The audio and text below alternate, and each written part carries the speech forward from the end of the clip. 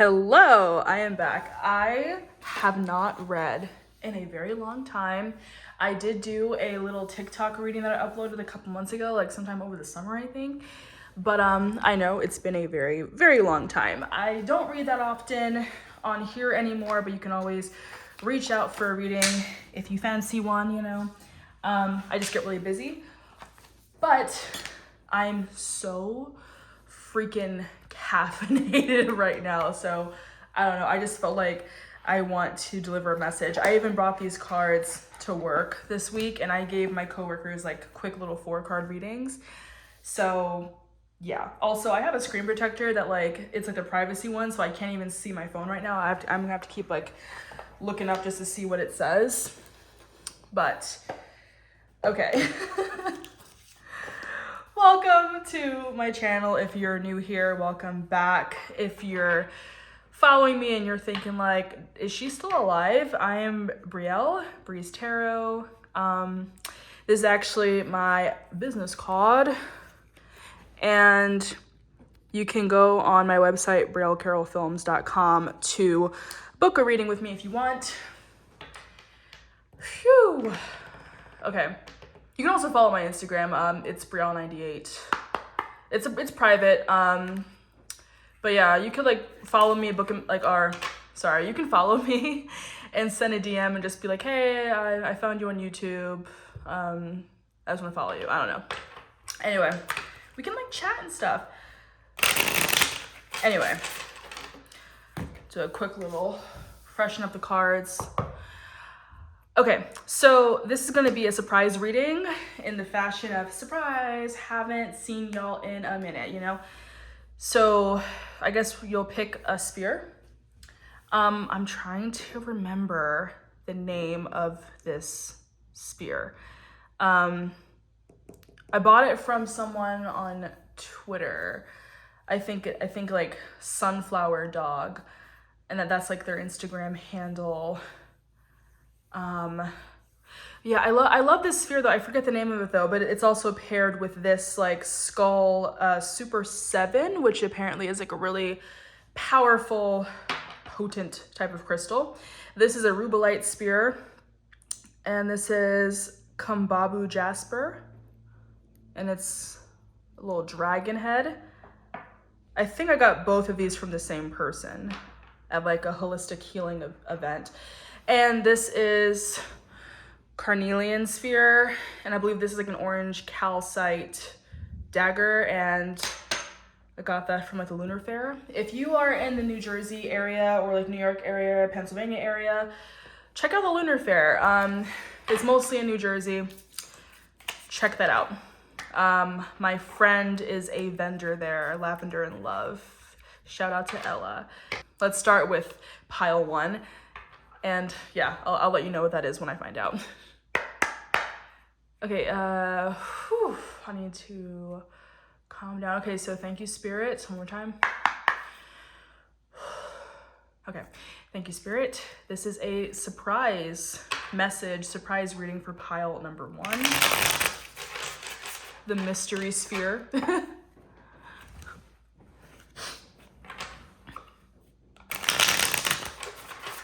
What messages do we have for pile number 1? What messages do we have for pile number 1? Ooh.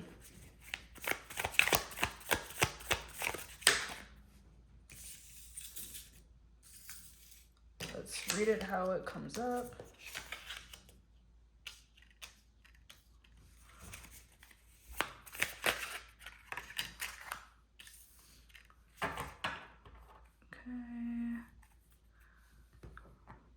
Interesting. I'm gonna look at this for a second. So,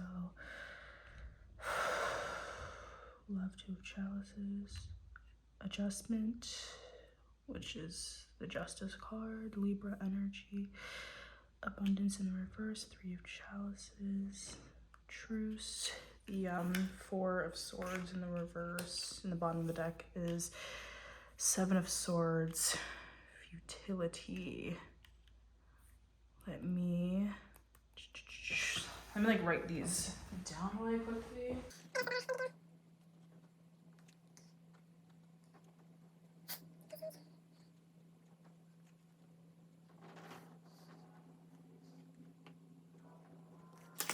Okay. Okay. So we're dealing with emotions, communications, thoughts. Some of you in this reading are probably dealing with a relationship, some type of connection. It doesn't have to be romantic, but it does say love here, the Two of Chalices. But it doesn't really seem to be as balanced as you'd like. There could be some overindulgence here with the Three of Cups in the reverse. It could even be like a third party. Maybe someone is not being faithful, okay, infidelity, or maybe you're like in a love triangle type of situation. I could see like maybe two people kind of pining after the same person, wanting the same person's attention. There could be Libra energy, it doesn't have to be. And with the Truce card, the fact that the Truce card is in the reverse is telling me that you're not really going to reach an agreement right now. It's almost like maybe you're like fighting with someone over a specific person that you are both interested in, okay? And you could be like sneaking around, okay? Like, say if, this is one scenario, say if you and a friend are into the same person, and maybe you're like, well, you know what, because we're both friends, let's not go after so-and-so so we don't ruin our friendship. And you're both saying that on the surface and trying to be like, okay, yeah, like that'll be fair if we just decide not to go after this one person because we both like them. But in reality, maybe like you both sneakily, you know, behind each other's back, flirt with that person, try to get closer to that person. This is kind of reminding me, and I think this is mainly just because it just keeps popping up on my TikTok. And the fact that I said TikTok, some of you are probably like high schoolers, high schoolers, college, just like the young audience, because TikTok is mostly for younger people, but anyone could be on TikTok. This is reminding me of Girl Meets World, okay? And that's, those TikToks keep popping up where like Riley and Maya both like Lucas, and Riley liked him first and Maya was always like picking on him. And then we find out like what, towards the end of the show, that she liked him all along. And then it's just like, who gets him first, who gets him first? And Riley was the friend that she was like, if you like him, go after him. I'll let you be with him. You know, I love him, but maybe not in that way. I'm gonna let you go after him. And it was kind of like she gave up her own happiness for Maya to be with him. And initially Maya pretended she didn't like him so that Riley could be with him. You know, so it was like very specific. Some of you might watch Boy Meets World, Girl Meets World. That does cross 2 generations. So you could be a Gen Zer. I myself am a Zillennial. I'm 24 years old. So yeah, you could be like in your 20s or like maybe like your late 20s where you've watched like kind of both shows, if that makes sense. Like you kind of grew up maybe with both shows, or like you saw the characters like grow up and have their own children. I don't know why I'm just thinking of a bunch of spin-offs. And also you could like really love Disney Channel too, because now I'm thinking of the That's So Raven spin-off as well. I'm sorry it's so specific, but this is how my readings get. I'm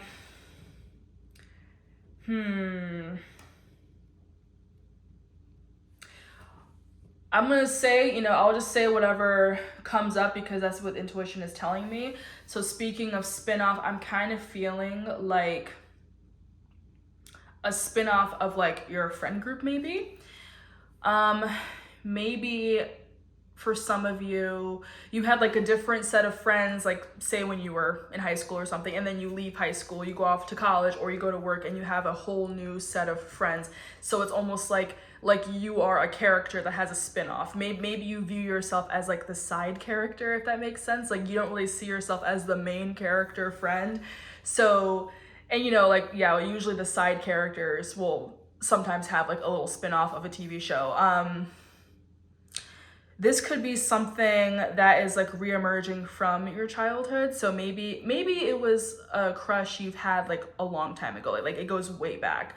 It could even be maybe you or another person dated this person a long time ago. I'm like really thinking like you want someone else's person. I'm also thinking of the this could be a spoiler alert if you haven't seen it yet. The Sex Lives of College Girls on HBO Max. The season 2 finale just happened on Thursday. So like for that, if you know the characters, they're all roommates. And this girl, Whitney, was dating this girl, Kimberly's coworker, Kanan. Kanan breaks up with Whitney because she's like always really jealous and insecure. He breaks up with her like in season 1. And then by season 2, Kimberly and Kanan are still friends because they work together, and Kimberly knew Kanan first. She goes to like an award ceremony thing with him, like some type of scholarship ceremony with him as a guest, and that night she realizes she has feelings for him, and she kind of goes after it like pretty much the next day, or like a few days later. Like she breaks up with the guy she was seeing because she knew right away that she liked this guy. And then, you know, she kisses him, he kisses her back, they both like each other, Whitney catches them, and now she feels betrayed. So sorry if that's like a little spoiler alert for that show, but I'm just getting like, I'm getting fucking teen drama, young adult drama right now with you and a friend. Whew. Just again, liking the same person. There's a lot of sneaky energy. And like, I'm not exactly getting like a cheating energy, because like the 3 of Cups in reverse could mean cheating. I feel like this might not even really be like a full-on relationship yet. Or again, like maybe you were in a relationship with someone, but you know, yeah, you could have, or someone else could have been like jealous or thinking that the person that you were with or they were with was like cheating. Okay. Something like that.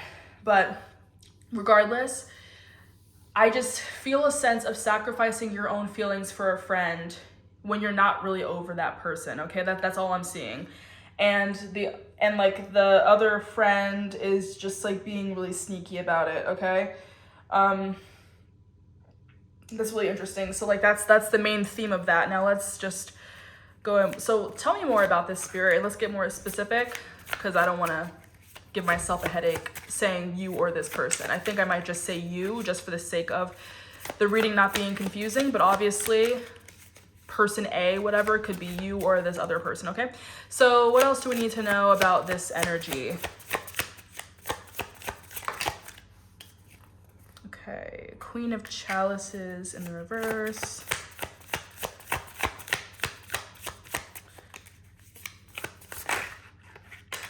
Okay. So the Empress in the reverse and the High Priestess. Interesting, because they're right next to each other in tarot. One more card. Ooh, that was 2 cards. So Cruelty, the 9 of Swords in reverse, and Fortune, the Wheel of Fortune in the reverse. And under it we have Lust, otherwise the Strength card, otherwise known as the Strength card. Interesting. Okay, let me write this down too. I feel like writing it down just kind of gives me more connection to the cards, if that makes sense. Queen of Sea. Or this is like my really fast chicken scratch handwriting.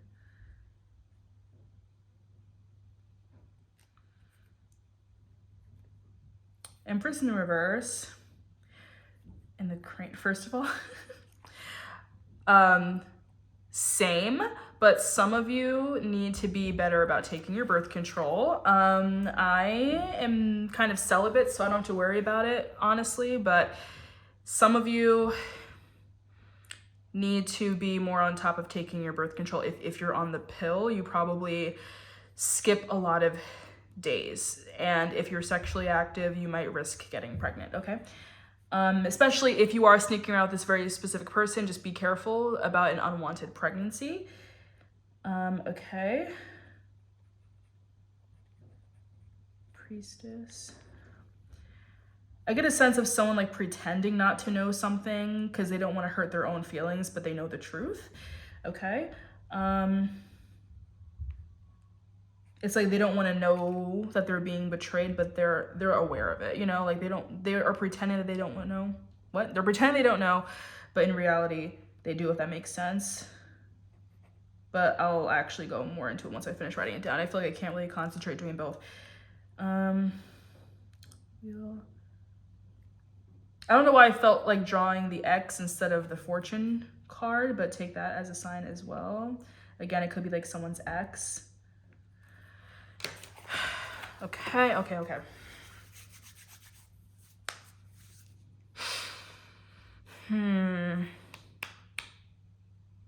The signs I'm seeing, first of all, so we have the Libra card, we have Taurus, we have, I think the Priestess isn't really assigned to a specific zodiac sign, but at times people can say it's like Pisces or Scorpio, I think just because the intuitive nature. And we have the Queen of Cups in the reverse. You could be a water sign or like a water moon, I feel. But anyway. I'm getting like a backstabbing energy, like with this Queen of Cups, like someone who might usually be seen as like the sweet friend, very nurturing energy. Like they're being a bit of a snake right now. They're backstabbing someone. Okay, like I said with this futility card, okay, going behind someone's back. And I feel like it could be a little more than flirting depending on like your age and how mature you are. You could be like sleeping around with someone, okay? So yeah, if you're like, oh, that's not me, it's probably this other person. But yeah, like someone is like sleeping with this, like, you know, the object of this love triangle, okay? Someone's sleeping with someone, okay? And like, yeah, you or they could risk getting pregnant, okay? If this is like a straight couple, you know, you could risk getting pregnant.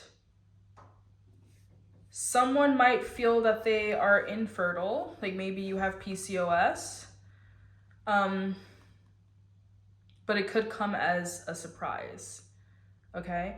But yeah, with the High Priestess in the reverse, like I said, it's like your intuition is trying to tell you something, but you're not listening, okay?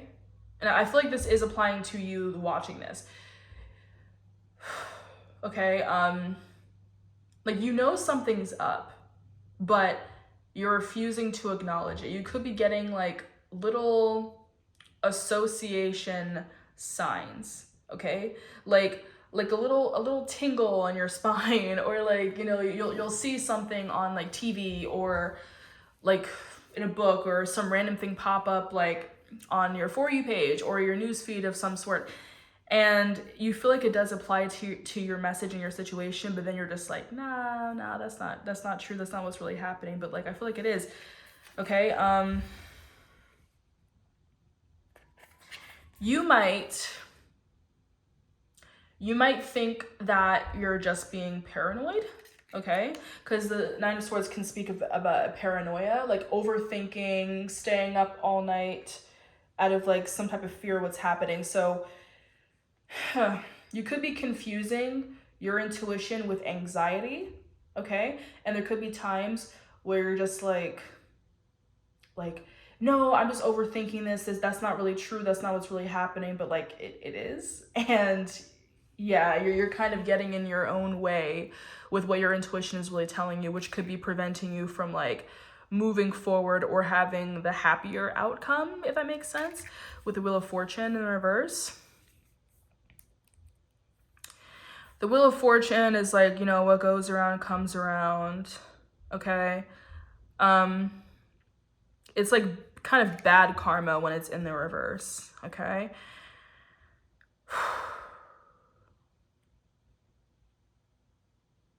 Now looking at the Lust card at the bottom of the deck right here, I also feel this could be like you, let's just say it's you, could be fooling yourself thinking that like, you know, within this love triangle, you're in love, but it really is just lust. You know what I mean? Like whether it's you or this other person that's like sleeping with this third, whoever this person is, you could be like, oh, I love this person, I have feelings for them, you know, like the Two of Chalices right there. But it might be like kind of lingering feelings, because, you know, like the minor arcana is just like the temporary, in the moment, current energy, but like the major arcana is like the more long-term effect. So you could be blinded by infatuation, and it's like under the guise of love, and you think that you have genuine feelings for this person, but you really don't. You're just attracted to them. It's just a lustful energy. You are doubting your own intuition. And then that might get you in trouble because, you know, like if you're with someone and you feel like, oh, this is the one, you might be thinking like, oh, I could start a family with this person. I don't have to worry about using protection, etc. But then like, if you were to get pregnant and say you both decided to keep the baby, maybe for like religious reasons, or, you know, you just are thinking, oh, I think we will be in love. Or even like some of you with the bad karma could be trying to trap someone, okay? And like I said, if you're like, that's not me, it could be, you know, person B, okay? Just apply it. I'm gonna try to get a little more specific on who is doing what because I'm sorry if it feels like a little scattered right now. But the messages, they come at me, I black out, you know? So, imagine the scenario, you're fooling around with this person, you think you could start a family with them, you think you're in love with them. So you get pregnant and you're just like, or they get pregnant and you're just like, yeah, you know, I love this person, we can start a family together, but then like halfway through the pregnancy, like after the first trimester, you guys break up. You know, you're just like, I actually don't want to be with you and I don't want to be tied down. But like, that's a form of trapping. Okay, that is a form of trapping someone when you get pregnant. And you like lock them down. Now, personally, for me, whenever I feel called to do a reading, there's always like something that happens in my day-to-day life that like shows up in the reading. So yesterday when I was at work, today's Saturday, when I was at work yesterday, my coworker, who's like 10 years older than me, he's like 34, he's turning 34 like this week. He was like talking to us during lunch and he said he and his wife have known each other for a long time. They've been together for 10 years, married for like 8 years, and they just had a baby. Like their baby's like 10 months old. And they were like, the mistake that a lot of people make is they have the baby first and then they get married, or when they get married, they don't really get to know their partner long enough before having a child. You know, like a lot of people nowadays will have a baby first. I mean, even back in like the fucking 50s, like this isn't a new thing, but a lot of people would have the baby and then they feel like they have to be together because they feel like they're doing the right thing. So then they get married and they're in an unhappy marriage. Then the children see a toxic marriage, an unhealthy and unhappy relationship, and then you affect how they view love when they grow up, okay? And then even in general, without causing trauma to that child, just like, you don't really get a chance to just kind of savor the moments that you have with your partner. So yeah, my coworker, he was like, you know, my wife and I, we got to travel, we got to do a lot of different things with each other before we settled down to have a child. We've been married for a long time. I think they were probably even like high school or college sweethearts. They've been together for a long time. But he was like, we waited to have a kid for this reason. He's very on top of his shit. Like he's a Sagittarius, but it's like right before Capricorn. And I feel like he probably has like maybe a Capricorn Venus, like that really stable energy in his chart. I can just feel that. He's very mature, very just intellectual and responsible with shit like that. You know what I mean?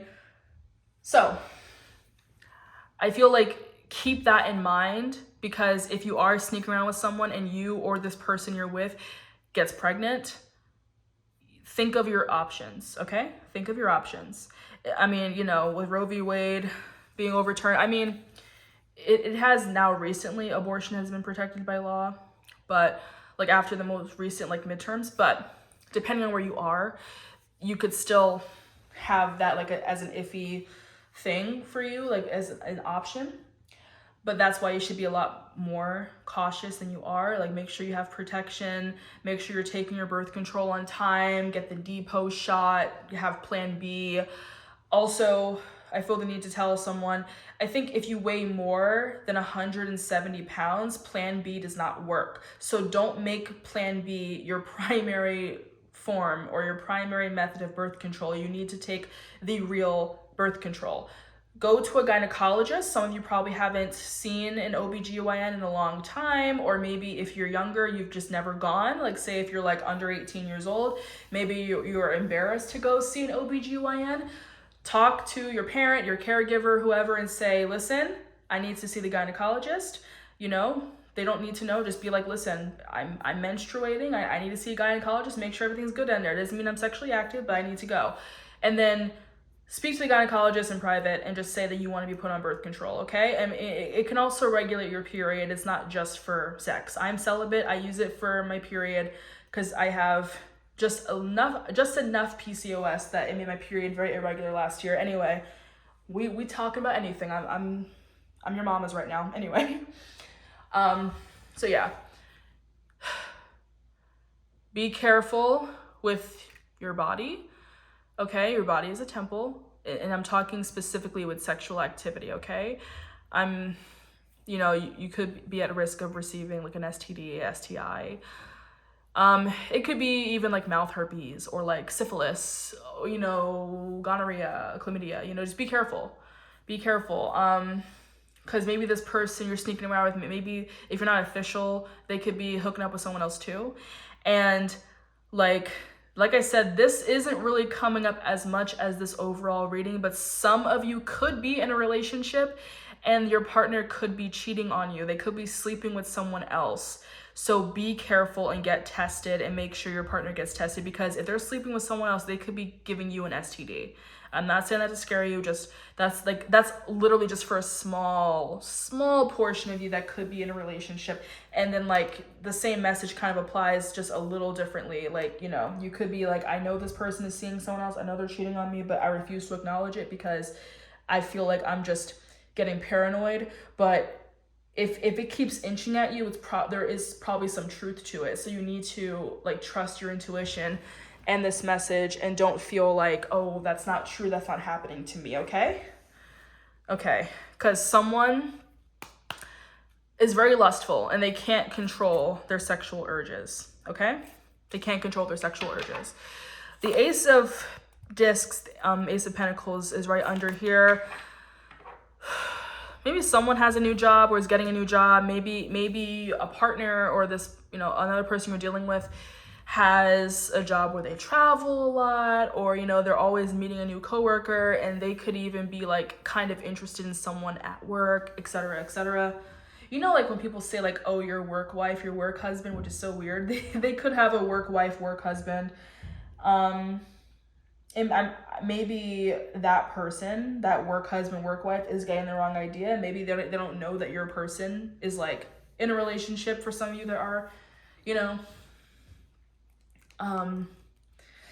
but that's a whole rabbit hole though. So obviously take what applies, because I really feel like I'm mostly looking at this as someone who's just dating casually, more in a situationship and not really in a relationship. Okay, but there are some work wives, work husbands in the air right now. Some of you could be a lesbian. Okay, a lot of feminine cards right now. There's like really no masculine cards at all. So you could be the feminine energy. You could be dealing with the feminine energy. I don't really see any masculine energy right now, okay? So yeah, some of you could be in the LGBTQ community, all right? What else? I gotta make sure no telemarketer is calling my phone because I can't really see. Victory. Okay, Six of Wands, victory. Okay, so you will get what you want in this situation. I would say if you at least are keeping this reading in mind, listening to these messages, trusting your intuition, and looking out for those red flags, okay, then you can face victory in the situation. You will get the girl, get the guy, whoever you want. In this love triangle, you might be successful with this person that you're interested in, but keep in mind, the victory card is just what's going to be the best outcome, not necessarily what you want to happen, but what's best for you.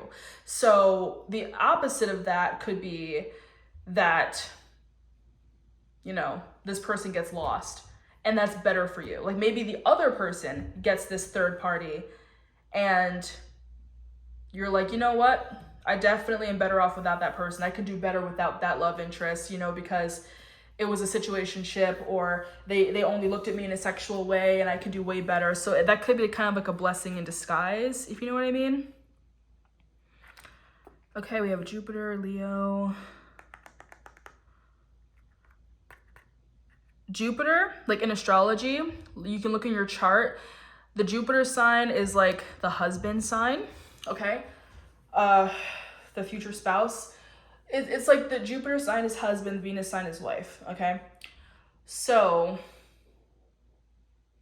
yeah, for some of you, if being with this person is the better outcome, you could marry this person, okay? Like I said, it's the overall what is best for you is what's going to end up happening, okay? If spirit has anything to say about it. But you should always proceed with caution. Make sure you really know this person.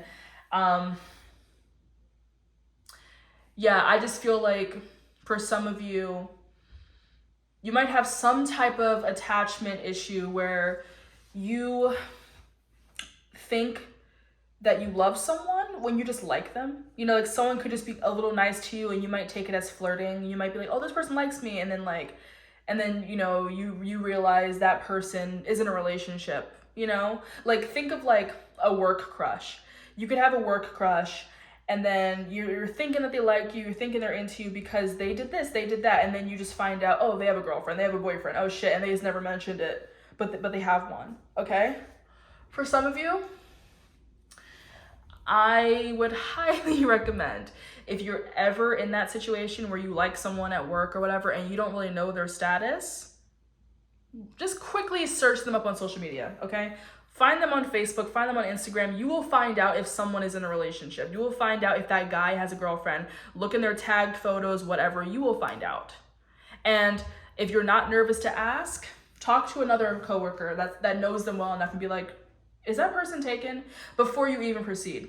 Because some of you might fall, okay, quotation marks, for someone without knowing anything about them, without knowing if they're even in a relationship. And then next thing you know, you're pining after someone who was taken this whole time. Okay, that's what I'm seeing. Okay? So it's like, make sure you have all your facts straight before you even go after them, okay?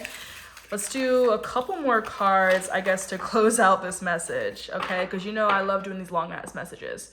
So thank you, Spirit. I'm doing a little light knock because I don't want it to completely get rid of the energy of this reading. So what else do we need to know about the outcome? Like what's best for pile number one? Being with this person, not being with this person. Okay. What else do we need to know for pile number one? And this like type of third party love triangle, whatever outcome. Okay, let's. Knight of Discs in the reverse. I heard No Scrubs by TLC. I don't want no scrubs. The scrubs is a man that can't get no love from me. Hanging on the passenger side, his best friend's right, trying to holler at me. This side is up more, so I'll take it this way. Prudence. The 8 of Discs. Okay.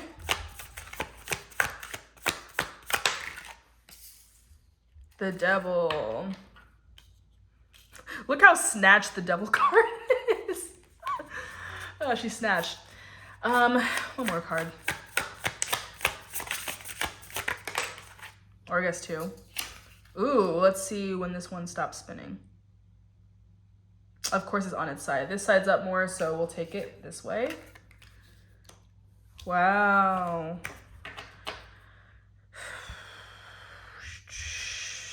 Gain the 9 of Discs. Upright. So first of all, the 9 of Discs is like the single ladies card that's independent. There is like a TikTok sound where they're like, now that I think about it, this bitch kind of ugly. So I feel like you're not even really interested in this person, like I keep saying. I feel like in that case, the 6 of Wands, the better outcome is not even being with this person that you're into right now. Like, again, it's just lust. You might think it's love. You might think you have feelings for this person. You might be, oh, this person is the one. They're not. I think you're gonna meet someone else. For one, I feel like as you get to know this, if it's a masculine energy or what, it doesn't really have to be, but if you get to know this person that you're interested in, I feel like you'll kind of realize that they don't really have their shit together, and you shouldn't date someone that doesn't have their shit together when you do, especially if they're like not even in their 20s anymore, like if they're like in their 30s, you know, or like if they're a little bit older than you, it doesn't even matter. But if someone doesn't have their shit together, don't be with them. If you have your shit together, you don't want to be with someone that's going to drag you down, because here's the Eight of Discs. That's hard working. That could be apprenticeship. That could be just building your own foundations. Okay, this is like the honor student, the intern, you know, like the person who's just putting in a lot of work, maybe even like first generation child. Okay, you work a lot on yourself. You work a lot on like your future, your life. And I feel like this person could drag you down. Look at this.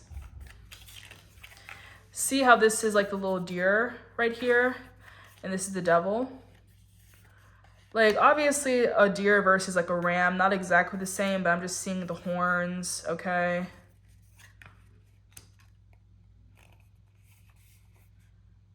This is the DNA. I feel like I've never even looked at this before with the DNA and this skull. Also, this card is kind of ruined because I had it next to my salt lamp when I first got it, and like, I guess some of it seeped into there. So some of my cards are kind of messed up like that when this is like a kind of a pretty new deck, honestly. I've had this deck for like 2 years. Anyway, I'm all seeing cranberries. Those cranberries. Okay, seriously? Because you know, if you're a woman, you should always drink cranberry juice. Or like just, if you have like a UTI, it's best to drink cranberry juice. Some of y'all really are not paying attention to your genitals. Okay, like you're really not respecting your body right now. Okay, and there are like a lot of horns right now. Okay, like I said, like, okay, if you like ever watch something on TV, a show or a movie, and you see like deer horns on the wall, that is symbolism for a cuckold, and a cuckold is a man whose wife is cheating on him. Okay, if you ever see that. And there is a movie or a TV show, I forget what it is, but they have that as like a running joke with like this one guy, I think is like a news anchor or something, and he always stands right in between the antlers. I kept saying horns, I meant to say antlers. And they're standing at the antlers, and the antlers are right behind him. And it was a joke that this person is a cuckold. So seriously, I really feel like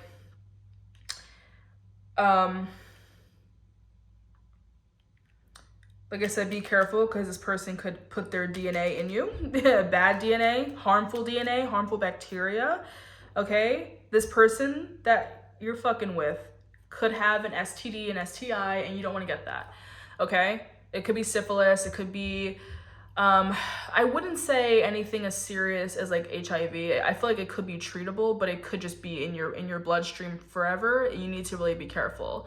Chlamydia, gonorrhea, syphilis, herpes, which herpes don't go away. You know, you can call it a cold sore, whatever, but once it gets to your genitals, it's herpes, okay? Like, be careful, because I'm sorry if it's getting a little graphic right now, or like a little 18 plus, but like say if like you or this person has like a cold sore, mouth herpes, and they are inconsiderate, they don't tell you that they have that, and you guys are making out, you guys are about to have sex, and then say after you've kissed them, now you have it in your mouth, and then you go down on them, now they have it on their genitalia, they have sex with you, now you have it on your genitalia. Now it's genital herpes, okay? Be careful. And, you know, it could be another person that they're dealing with that has mouth herpes, that kissed them and then went down on them, and now they have it on their dick, and they have sex with you unprotected, now you have it. Be careful, okay? This is not a joke. This is no fucking joke. Be careful. Because I feel like a lot of you are at risk of getting an STI because you're not really paying attention. You might be one of those people that's like, oh, that's not gonna happen to me. But it can. It can happen to anyone, okay? Just be careful. Because, yeah, either this person can get you pregnant or they can give you an STI, okay? Either way, gonna have some type of parasite inside of you. Some type of parasite, okay? With a completion card, listen, it could be great. The sex could be great with this person, but it's not really worth it at the end of the day, okay? You might be with this person just because you guys have amazing sex, but there's no real emotion there and you don't really want to be with them, okay? Oh, look at this. Skull. Yeah, they could kind of derail a lot that you've been working on, because like say if you are trying to focus on your career and your life first before you're with someone, and say they do get you pregnant or you get them pregnant, you know, whatever you guys are, next thing you know, it's like you have to put your whole life on hold to raise that child, and that's not what you really want, is it? Princess of Swords in the reverse. I feel like you're not really being direct with your thoughts and your communication. You could be kind of beating around the bush. It's like you know something's happening, but you don't want to say anything out of like fear of looking crazy or being dumped, you know? But like you really need to speak your mind and what you're like really thinking and feeling, because there really is something going on here, okay? Also, this is a really long reading. I've been reading for, it's already at 42 minutes or something. And let's just say I started like 5 minutes in. My readings get really long, I know that. But I would hope that I didn't get too repetitive in this reading, because I usually do talk in circles. But I haven't read in a long time, so I feel like these messages are like really coming out strong, you know, because I'm not forcing these readings. Okay, 4 of Wands, completion. 2, 3. Yeah, so like the 4 of Wands, at least in other decks, could symbolize, you know, marriage, family, happiness, you know. But I feel like for this, it doesn't really say that. But we do have the Venus card, and at first we have the Jupiter card, so that could be, you know, future wife, future spouse. But I feel like if you are to end up with this person, there's still a lot of work that needs to be done, and you really do need to speak your mind and your thoughts, your emotions, because you're not right now. And you need to sort all this shit out before you are with this person, okay? It's like a house of cards will fall over. Look at how those cards were waving, like when I just kind of waved my hand by it so gently, and they're all waving, and now look at that. Probably can barely see that. You can see it, okay. But yeah. But yeah, so 9 of Discs.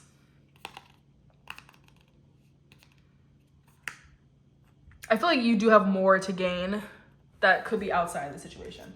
And you have a lot more to gain and more to lose at your stage right now. I feel like it's fine to just focus on yourself, be single, than to be with someone that's like toxic and doesn't really seem to care that much for you and your health and your safety, because I do feel like there is a cheating energy, a very infidelity thing. So that's funny how it transitioned from just like more of a love triangle situation. I wasn't really getting a cheating energy at first, but this could be more of like the outcome of like if you do end up with this person, they could be cheating on you. Or say like if you were the one that was sneaking around, never date or be with someone if they cheated on that person to be with you. Because if you could steal them from someone, then someone else can steal them from you. Never date a cheater.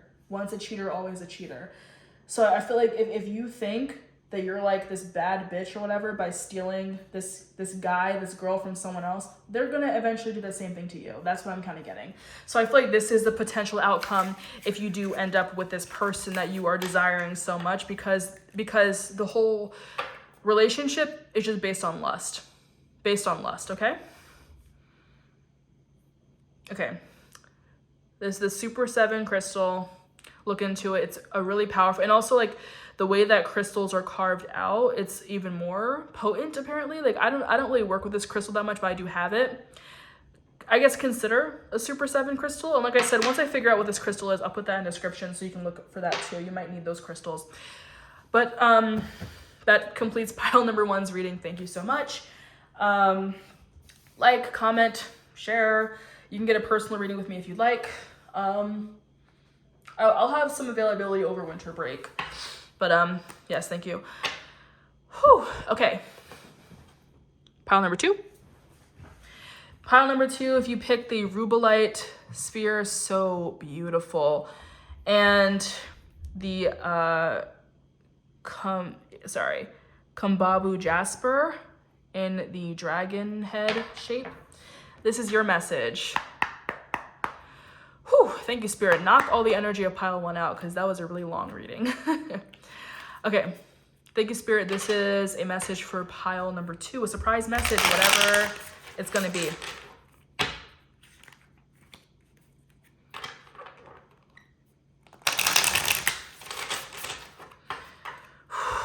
Message for pile number 2, the Rubelite Sphere in Kumbabu Jasper.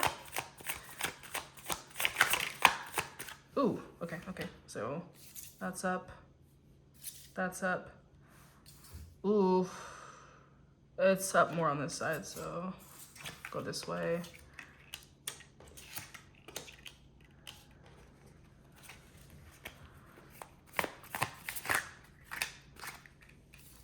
Oh, you have an extra card. I was only trying to do 4.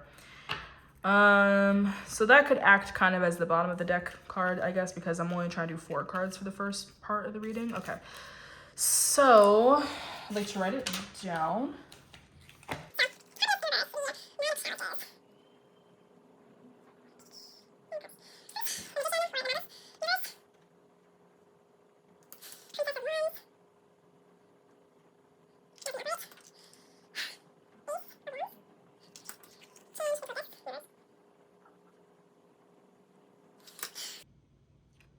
First of all, for some of you, I feel like you could be graduating college this year, or maybe recently. Because when I read the Magus card, I was thinking like magna cum laude, you know. So some of you guys could be really intelligent, and could be receiving like Latin honors when you graduate, which is the cum laude, summa cum laude, and magna cum laude. I don't know if I'm mixing up magna and summa. Sorry about that, but yeah. So some of you could be graduating with honors, and you'll find that out obviously when you graduate. Some of you could be graduating this semester. Like maybe you have like 1 more semester to go. Some of you could be valedictorian at your university. Maybe you'll be speaking at graduation.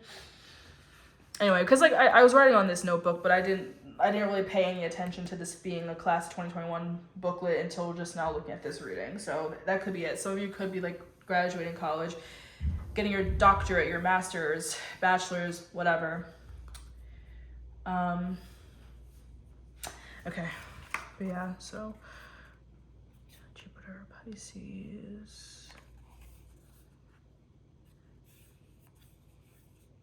It's usually a wish fulfillment card, but it is in the reverse. That's the 9 of Chalices. So not quite getting what you fully, truly desire. Okay, the Magician card in the reverse. Again, like, not really manifesting what you want. The Princess of Wands.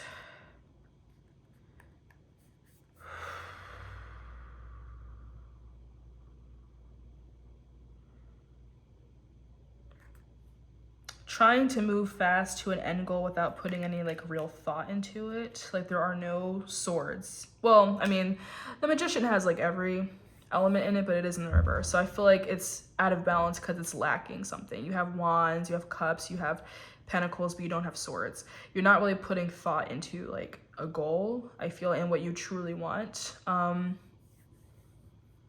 Some of you maybe could have been majoring in like a degree that your parents, or you know, someone else wanted you to do, but you don't really want to do it yourself, okay? It is a young energy. I feel like you are being influenced by someone older than you, your elders, your caretaker, your parents, grandparents, whatever. But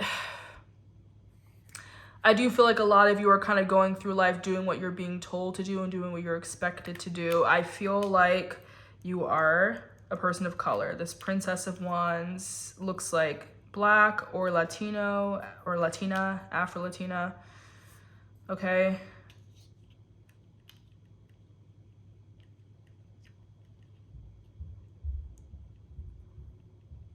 Some of you could be a first generation child, like your parents are immigrants and you are like the first one in your family to go to college, okay?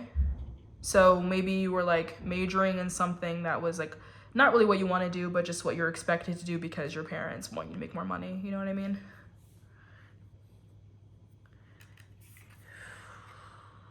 Ace of Wands, and how many of these? 1, 2, 3, or 3, 6, 9. Interesting, because you have the 9 right here.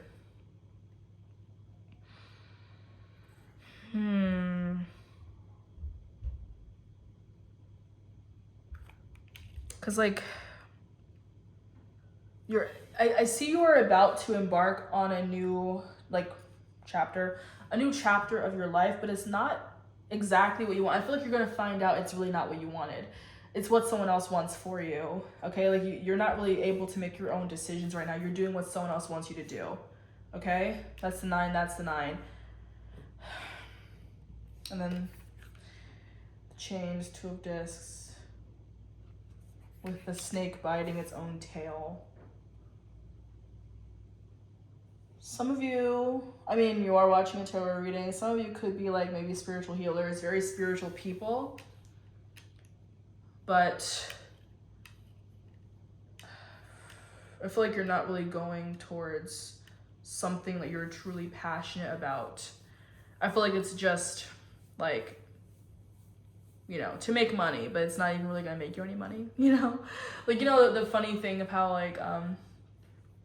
like say a lot of people will go to school for something like, you know, computer science or like some type of, you know, chemical engineering degree, a doctorate degree, and then they don't even really make any money once they graduate. You know, not everyone, just because you have a really, you know, ingenious, smart major doesn't mean that you're guaranteed that job when you grow up. You know what I mean?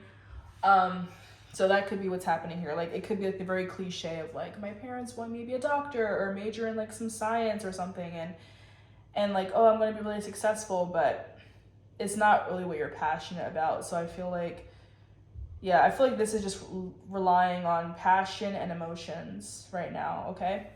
Well, the intro is pretty short. Let's like look into more, like, what is this referring to?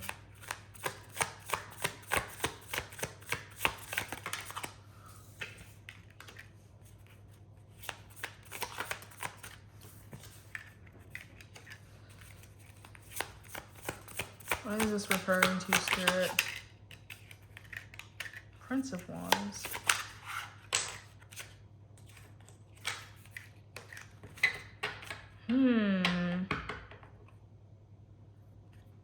The Aeon. This is a very different card because this deck has some different major arcana, so I will have to look at that really quickly to remember which one that is because I don't even remember. I barely read this deck. But anyway. Let's look at these first. So, Worry, the 5 of discs in the reverse. The Star in reverse. That's Aquarius energy. The Prince of Wands laying right on top of the Princess of Wands.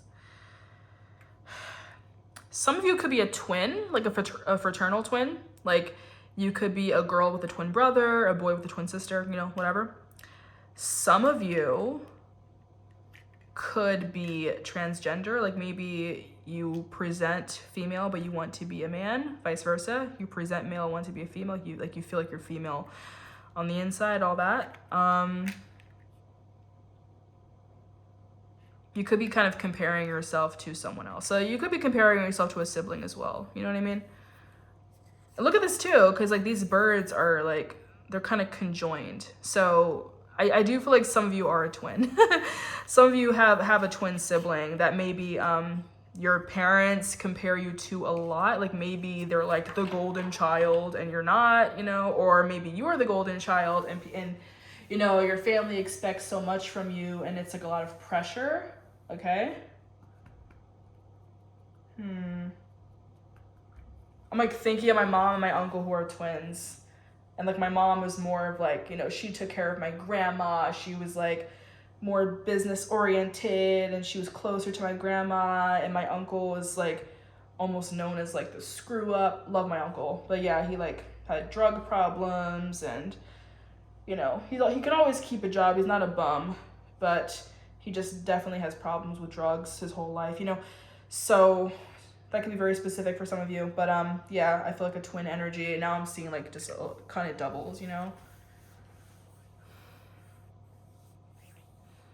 And maybe like you're joined at the hip with this person, like if you are a twin, or just have a sibling you're really close to, like maybe they're really close in age with you, same generation, like maybe like you're like only a couple years apart, and you go to school together, but I feel like you guys are always joined at the hip, and like you don't really like spend time apart from each other, because you know sometimes twins can be like really codependent on one another. Maybe if like you didn't start college yet, maybe like you and your twin want to go to a different school, but like the other twin wants to follow them around. So maybe you're the clingy one, maybe they're the clingy one. You know what I mean? Like they want to follow you. Because I know like when I went to college, I went to like a private university, and like there were a lot of twins that went to school together, and they were always like with each other.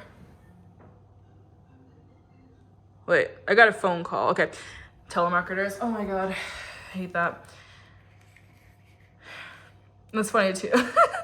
Some of you could be like so annoyed whenever I get calls from telemarketers literally every single day, like multiple times a day. I was worried I was gonna get a telemarketer calling me during this reading, and I hope it didn't mess up the microphone or the volume at all, because it's so annoying. Anyway, yeah, some of you like really want your independence, but this twin won't leave you alone. Okay. I do feel like this is actually a person. Like I'm not really getting like full on twin flame, but for some of you it could be. For some of you it could be like a twin flame energy, and like they won't leave you alone, and you feel like it's holding you back a little bit. But I'm not entirely getting that. I just feel like it's a sibling, or maybe a really clingy friend, or you know, a twin that will not leave you alone, that wants to do everything you do, that like compares themselves to you, and or you know, you get compared to them, blah blah. But let's look at the rest of these cards though. I still want to see the actual definition of this card, but I just want to read these first and just kind of, you know, go by my own intuition. I'm not really looking at this little booklet right now.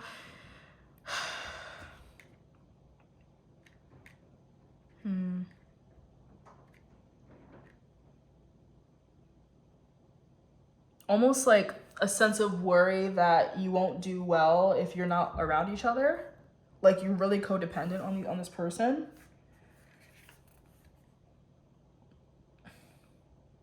Strength in the reverse. Like not fully recognizing your own strength and like your independence, I would say. Because I feel like that the 9 is also represents as like an independent energy, whether it's someone who likes to be alone, they're alone with their thoughts, or you know, the single independent energy. But we have the 9 that's showing twice. Okay.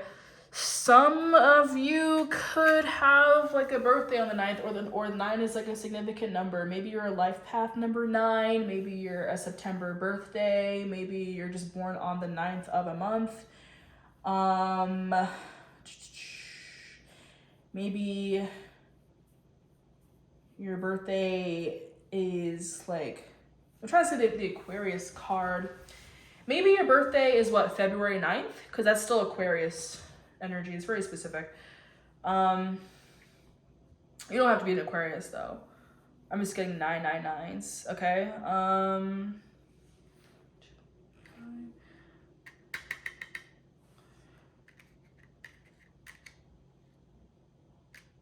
But yeah, like a really codependent energy, seriously. Okay. Like you need more independence. You need more independence, and like whether that's like thinking independently, having your own independent goals, and not doing what other people say or what other people tell you should do. Sorry, that's one thing I'm getting. But also like, again, if you do have a twin or like a close friend, a sibling, someone that you like are really dependent on, you really just need to like be your own person. I feel like you are kind of living in someone's shadow, or someone's living in your shadow. Okay, like this could go either way, but it is like a bit of a crowded energy, and it's kind of halting change, because it's like it's hard for you to evolve and just, you know, grow into your own, because the energy is so like smothered. Okay, I have a painting on my wall that's like, it looks like a Greek painting or whatever. It's like a really cute angelic painting. This woman is like in like kind of like a toga dress, and she has like two cherubs just at her shoulders, and they're like really big, like they're just the size of just babies or like toddlers. That they're pretty big actually. And they're just like right at her fucking shoulder. Should I like show you without like that right there, that painting right there? Yeah. So yeah, it's like you always have someone just like in your energy, and you might feel like kind of smothered, okay? Now let's actually see what this Aeon card means in this booklet to get a little more insight before I add some more cards to this. The Aeon. Okay, I think the Aeon, it kind of acts as the Judgment card in this deck. Yes. So it's card number 20. I think that actually is Judgment. Awakening, rebirth, renewal, liberation, and revelation. So look, liberation. Yeah, you need to be liberated from some energy. Like, you are smothered. You are smothered. So like, yeah, say if you're about to go to college, choose the school you want to choose. Don't have to go to like a school that's really close to home so that your parents can bug you every like other weekend. Go somewhere that's like far enough for you to be independent, but still close enough that I guess, like, you know, if you needed to go home, you could, but you need your independence. If you're considering commuting because you don't want to be away from your family, no, live on campus. You know, if you can afford it, or like do like, you know, scholarships, loans, all that. But because I feel like there is a very intelligent energy here. So I feel like you probably do have scholarships and you can. Because I know like right now around this time, there's like early acceptances to colleges. Like say if you are a senior in high school, maybe some of you are already in college, but maybe like the first year you're just living or like commuting, especially during the pandemic. Maybe you don't want to be on campus, or maybe like the school isn't allowing on campus living. But I know a lot of colleges have opened back up and resumed like a year ago, so you should be good. But yeah, some of you might just be commuters because you want to be close to your family, but I feel like it'll really benefit you if you live on campus, because for one, being in college really does radicalize you, because you're open to a different worldview, different people around you, okay? When you're like stuck in your hometown, you risk being stuck in your ways. But once you go off to college and you're around people of different backgrounds, different places that they're from, you have a different worldview. And it's a bit of a culture shock at first, but then you get adjusted, and you like, it allows you to grow. You see yourself differently for the better. You start to change for the better. Unless you do a sorority, just kidding. Not really kidding. But you change for the better when you are around a different community than just your hometown. And I feel like you benefit from not just being around your family all the time, because you don't really see the problematic ways of your family, of the people that you are most comfortable around, until you are gone, and then you're like on the outside looking in. I feel like you are, in a way, have always been like in this womb, you know, very close to home. You've never really left the nest, okay?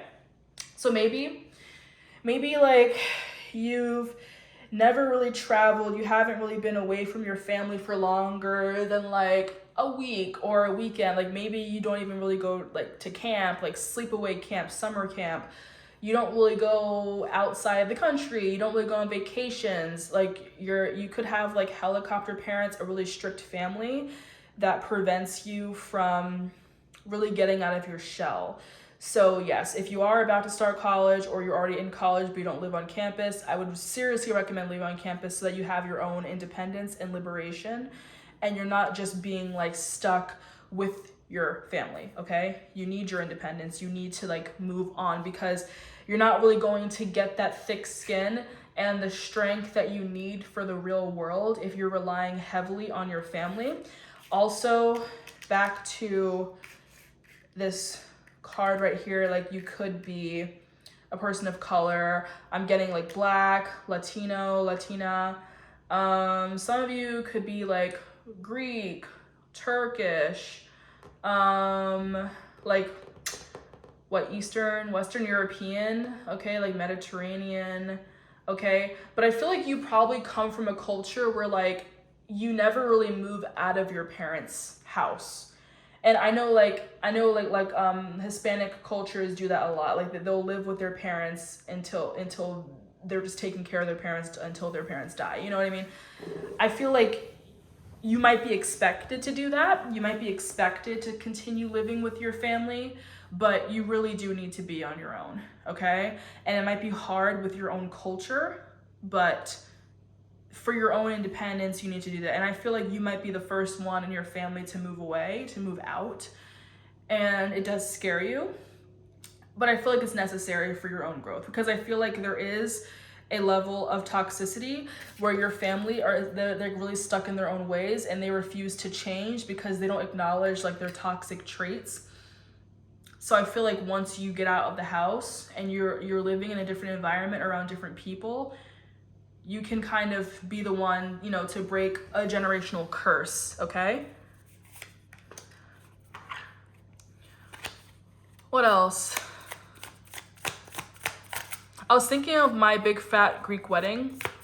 And yeah, like at the end of the movie, like her dad buys her and her husband a house, and it's literally right next door to them, because that's a very common thing, like I said, in a lot of cultures where the child will live with their parent or next to their parent, and it's very like uncommon for them to move out. Now, obviously, you don't have to like go into debt and move out if you're not ready to, but I feel like you should consider it. Like consider getting roommates, living with some like really close friends that you know will actually work out if you live with them. Don't just live with people and you don't know them well enough, because you get to know someone when you live with them. But yeah, like, you know, live on campus, have an off-campus apartment, and use like your student grants to pay for housing off campus. They usually do that, you know. I'm hearing sisterhood, brotherhood, join a sorority, a frat, Greek life. I don't like Greek life. I feel like it's a total cult, but maybe the school you're thinking about has like the one nice fraternity or sorority where they're actually like philanthropists and they're diplomatic and it's not like a toxic cult, even though I feel like most Greek life is. But that actually might be a thing. Maybe don't do that. Because if you're coming from like one area of a codependence, I feel like joining Greek life will not really be the best idea, because then you're just depending on another set of people. I feel like you really just need to be independent. So you could like join clubs, societies, and all that. Maybe you might even start a club. I know I started like a film club at my college, like in 2019. Anyway. Aww. Princess of Chalices. Like this could be like a potential roommate or like a close friend that you'll make while you're like away at school. And like obviously by now you can kind of catch the drift that this reading is mostly applying to someone who is like just getting out of high school, just starting college, like a pretty young energy that's been around their family for a long time. Or if you are a grown-ass adult and you still live with your family, this could apply to you as well, but obviously this is a little more niche, so move on. If you're like, I'm grown and I have a job, obviously this is not your reading. But if you just feel a sense of a codependency to a community that you've been familiar with like most of your life, I feel like this definitely will still be your message. You don't have to be in college, but that's just what I'm seeing right now. But anyway, so yeah, this Princess of Chalices energy, like it could be like a friend that you might make while in school or a roommate or whatever, but they might feel like family. They might have a maternal energy to them. Pleasure in the reverse. Six of Chalices. There might be like a one-sided friendship here though.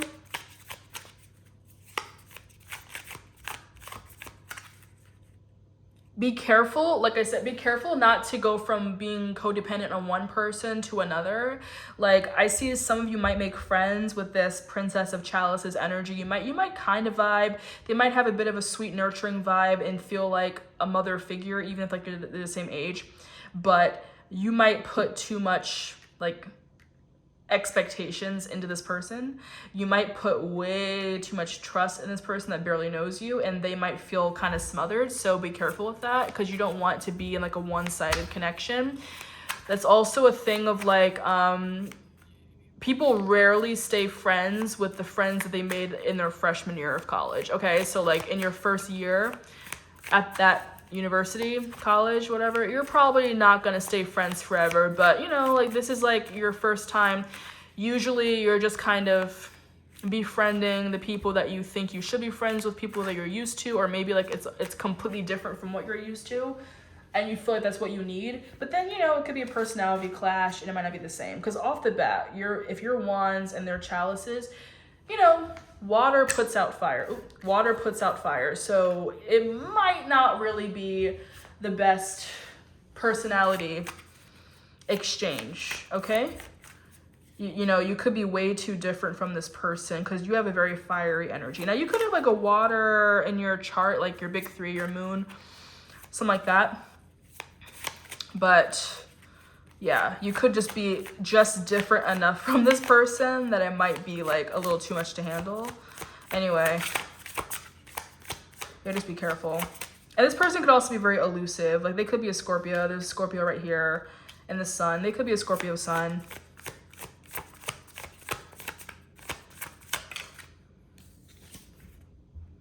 The Hierophant. This is Taurus energy. Religious, commitments, marriage, blah, blah, blah. One more card. It looks like Father Time. Okay, you have two cards. The Art card. And Cruelty, 9 in reverse. That popped up in the last reading. Okay.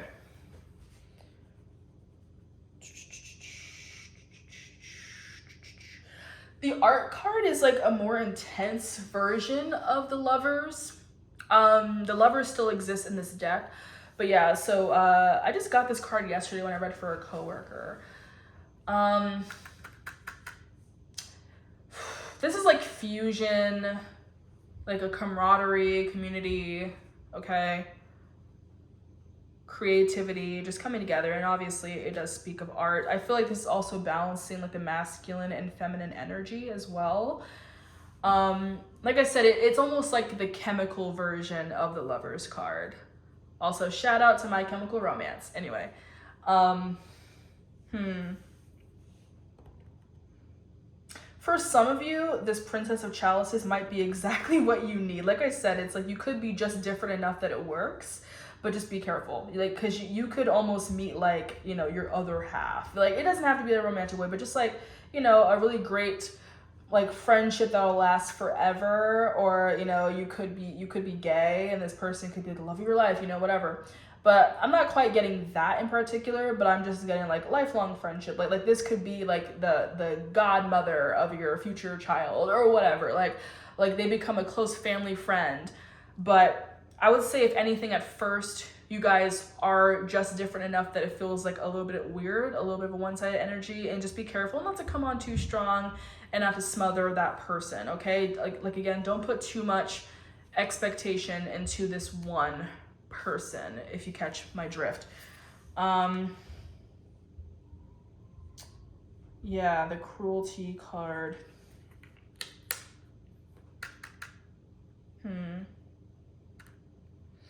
Because the 9 of Swords, that's like, oh, another 9. Okay, so yeah, again, 999 is really significant for you right now. You have all but one more 9 in your reading right now. But yeah, you could be alone with your thoughts. You could have like sleepless nights. You could be an overthinker. maybe being around this person will kind of put your mind at ease, and you won't be like, oh, no one likes me, blah, blah, blah, because like, you know, I feel like something works. Like, you guys just work like really well together. I don't know. I'm getting like Scorpio and Aries, and that's both Mars rules. So I feel like there's a lot of chemistry here with this person.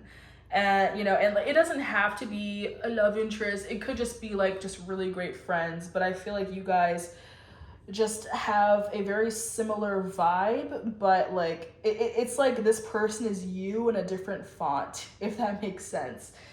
But just like, yeah, a very like very strong energy. Like, you might create something, okay? You might create something here with this person. But I feel like the chemistry is kind of off the charts with the two of you, okay? And again, you could end up with this person, you know what I mean? You could end up with this person. Like, yeah, if it's like 2 girls, 2 guys, whatever, but like, yeah, maybe like you're bisexual too. But yeah, you could end up with this person. Like, you know, you could date this person, be in a relationship, marry, whatever, this person. But maybe you're like, you know, soulmates, soul sisters from a past life, and you always find each other in every new life. You know what I mean? Cute. But I feel like Spirit wants me to kind of disregard this card because I didn't really go that deep into it. So let me look at this a little bit more though. I feel like you could just be like, this person is so cool and great and nurturing and awesome, and I hope that they like me, but I'm nervous, and I just want to make sure that they're not like annoyed by me. Also, the song "Love Me" with Lil Wayne and like Drake, but that's like, it's like, long as my bitches love me, I can give a fuck about no hate as long as my bitches love me. It's a bit of a playful energy here though. Like, oh, that's my bitch, you know, but like, yeah, I feel like, yeah, this person could be a ride or die, but maybe at first, like I said, it could be like not the best combination, or like you feel like you're too different, but then you really start to vibe and you're like, yeah, ride or die. That's my bitch right there, you know? But yeah, I feel like you'll always have some type of twin energy with someone. So say if you stray away from like your actual biological twin brother or twin sister or whatever, and then you move on, you'll feel a deep connection with this person, and you'll feel like just really close to them, and you'll feel as if you're like 2 peas of the same pod. You know what I mean? That's cute though. That's really cute. Okay, light tap. What else, Spirit? What else does pile number 2 need to know? But yeah, this could be like your roommate or just a close friend in college. I don't know. It's like, and they were roommates. Oh my God, they were roommates. Ooh. There does seem to be like some hidden attraction here with this energy. Some of you could be like closeted, because also this kind of like looks like a rainbow, and this one too. Like, you know, it's like a doled out rainbow. Some of you could be bisexual, like I was saying, closeted, and like I feel like you actually will become like very sexually attracted to this person, and they could be sexually attracted to you, but I feel like it's very low key. If you guys do end up living with each other, you might be a little too nervous to like admit that, but I get that vibe for some of you. Nope, please, no one in the comments be like, how dare you, I'm not gay. I don't care. It's a general fucking reading. Take what applies. But yeah, there could be an underlying attraction with this person. And even like just the basic law of attraction. Like, I'm not talking like manifestation right now. I'm just talking like, you know, I briefly studied communications in college, and one of the first things I learned there was the law of attraction. When you first meet someone and you don't really know anything about them, the first thing you do is like, you just look at them, and based on if you're attracted to them or not, it makes you want to become friends with them. So we tend to gravitate towards people that we're attracted to. Even if you're, you know, you don't have to be sexually attracted to them, you don't have to have a crush on them, but you know, you find them attractive. You're attracted to their energy, to their style, to things that they say, things that they do, and just like the first impression. We do judge a book by its cover. That's human nature. We always do that. You know, but then you decide if you want to read the book or just look at the book, not like the cover, put it back on the shelf. That's up to you. So yeah, but I do feel like there is an underlying attraction you'll have with this person, like sexual attraction. Like you might think about them in that way a few times. Maybe the two of you will hook up. Like, but I feel like that might be like kind of a spontaneous thing. Like it could be like, it could start that way. Like I said, you could end up marrying this person that's coming up in this reading. But yeah, like maybe one day you guys go to like a party, like some type of party, college party, sorority, frat party, whatever. And then maybe y'all get a little tipsy or whatever, or just in that partying mood, y'all start making out, y'all do it, you know? So yeah, some of y'all could be down low and almost like have a sexual awakening when you're around this person, you know, or they could be attracted to you. The Prince of Swords in the reverse. The butterflies. The sky. Blah, blah, blah.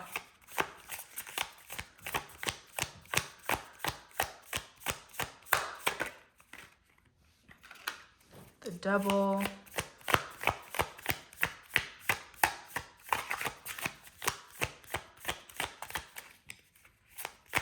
Oh, also quickly, keep in mind the less card in this deck is the Strength card. So see the lion? That's like a Leo energy right there. Power, the Four of Discs. The Lovers in the reverse at the bottom of the deck. How are my eyes getting all dizzy? I feel like the sun is setting. How long have I been reading? Oh my god. But sorry, let me check the time. It's already 3:32. I've been reading for like an hour and a half. I can see the sun setting. I'll have to turn my light on soon.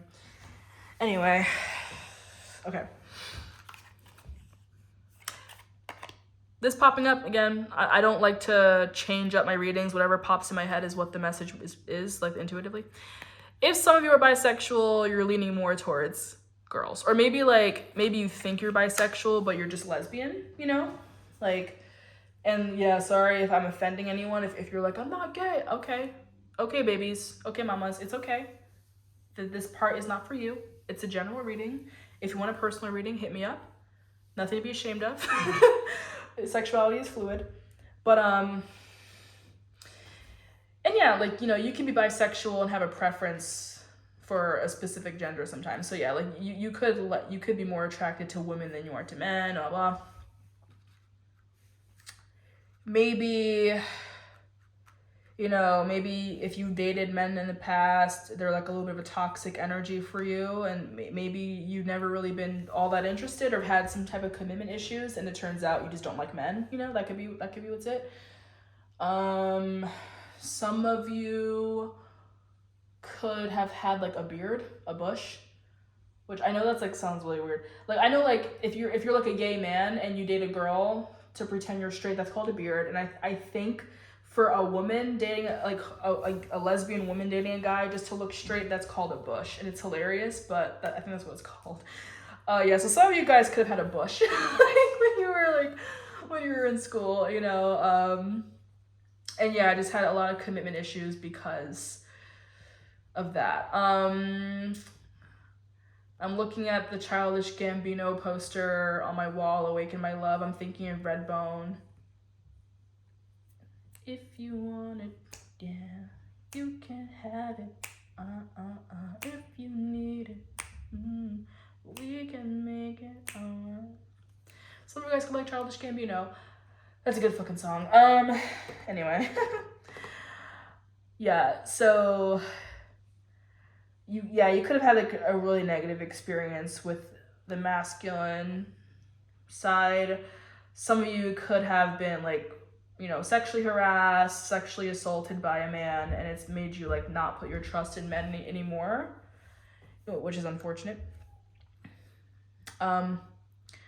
But I do feel like there are some type of commitment issues that you might have. But I feel like especially if you've been around a very codependent energy like your entire life, it's kind of hard to open up to other people. You can have like avoidant or uh, detachment, avoidant attachment issues, whatever. Like when you feel like you're getting close to someone, you avoid them.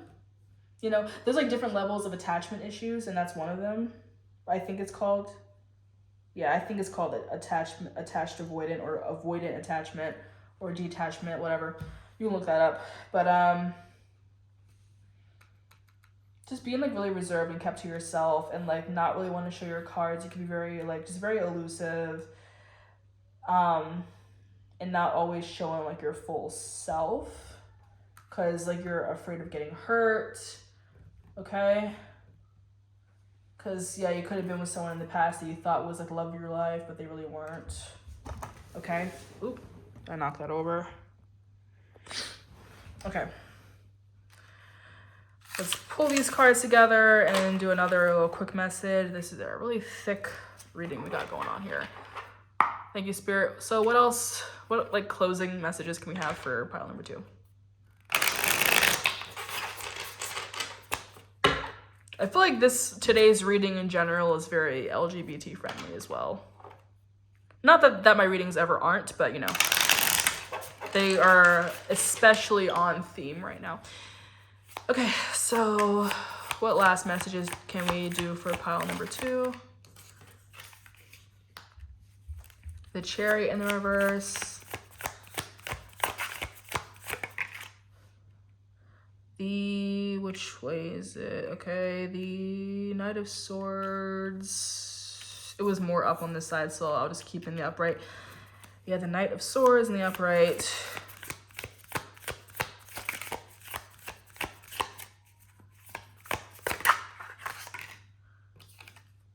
The Universe in the reverse, which I believe is just the World card for this deck.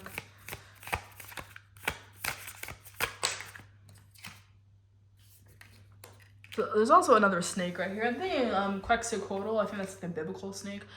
I think. I remember I was dating this guy who like he had a pet snake named Quetzalcoatl. Anyway, well, I wasn't really dating them. I was like talking to them like on Hinge. You know what I mean? Victory, 6 of Wands in the reverse. A lot of reversals here, and the Prince of Swords again, bottom of the deck, but. So Chariot is Cancer energy. This person is blinded. They have 4 arms. There's a man's head, an eagle, a ram, and a lion. Okay, then I have swords. 3 birds taking flight. They kind of look like airplanes. Okay. Yeah, the Universe with the snake. Ooh. Why is that? Interesting. It's like the same creatures. Yeah, the exact same creatures. Yeah, in this. Hope you can see that. Look. The eagle, the man, the ram, and the lion. It's the exact same creatures in these cards. That's really interesting.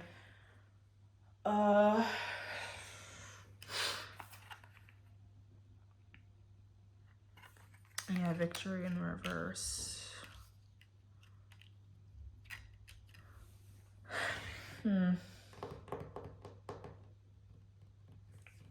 There's a song Creepin' came in my head.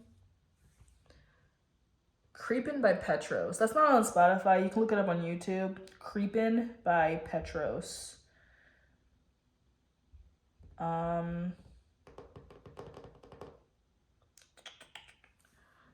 You call me creepin', call me creepin'. You call me in the weekend when I'm sleeping. Infinite when it's all the same. I won't take away from making this hard, baby. She trying to get up in my zone. I've been fucking her better, that's all I know. She can't wait to find her lace out with her. Yeah. Okay. I don't know why. I don't know why that popped up. But there could be oh sorry, this wasn't reverse. This could be an energy approaching you. It could be a masculine energy. This could be like an ex or someone that you might be like a little intimidated by. You don't really want to see them. I feel like it's not going to be the best outcome if you see this person, okay? Like I said, if you were like sexually assaulted or just someone had a creepy vibe, that they might try to reappear in your life, and you're just going to want to try your best to avoid them, or you're always worried that they're going to come back into your life. They might be like very water. Very frank with their words. Some of them make sense to you.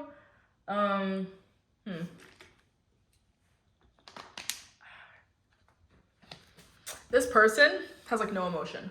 Okay, this could be like an ex. But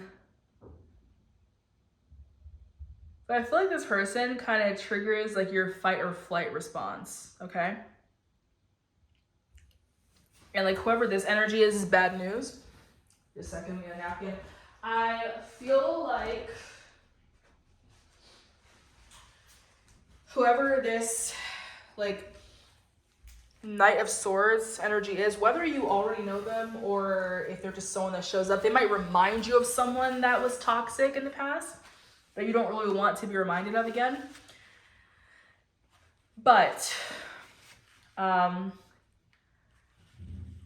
just get a sense of like this person coming around, you might feel like you're getting closure by speaking to them again, but you're not really going to get what you wanted in the outcome, and it's not really going to do you any good. It's like, just, you know, cut this person off, don't even bother talking to this person, whoever they are. You know what I mean? I feel like that just came out so randomly. Like, let's kind of circle back to the main focus of the reading we were talking about, because it was kind of a bunch of different things. But Prince of Wands and the Hermit. So this came up earlier, like that was like the potential fraternal twin, you know what I mean? That I was like seeing earlier.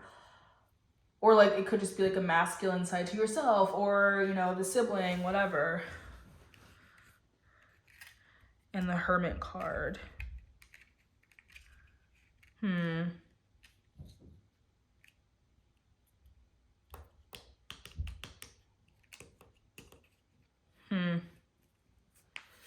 I don't entirely know why this energy is coming back, but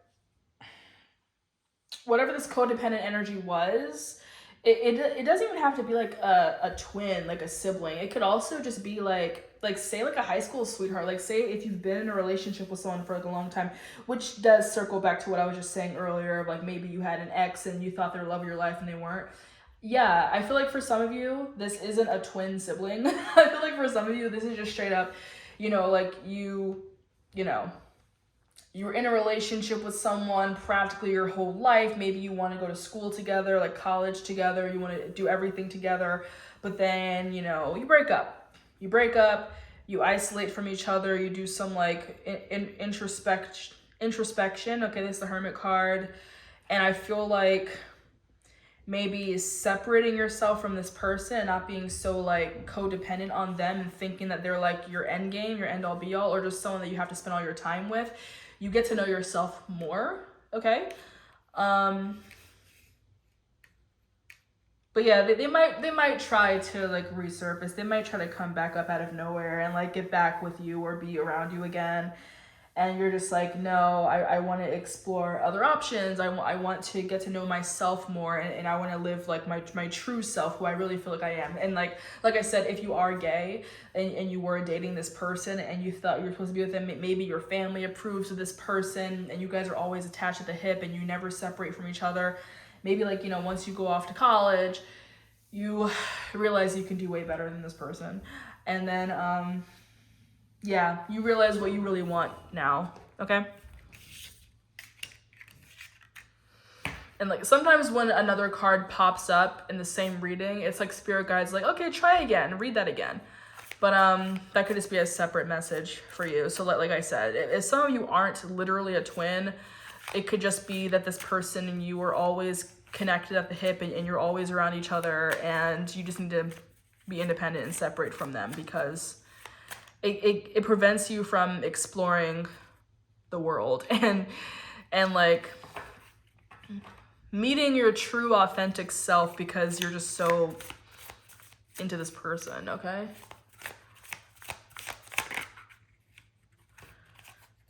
Pleasure in the reverse. This came up again. Okay. Yeah, that one-sided energy again.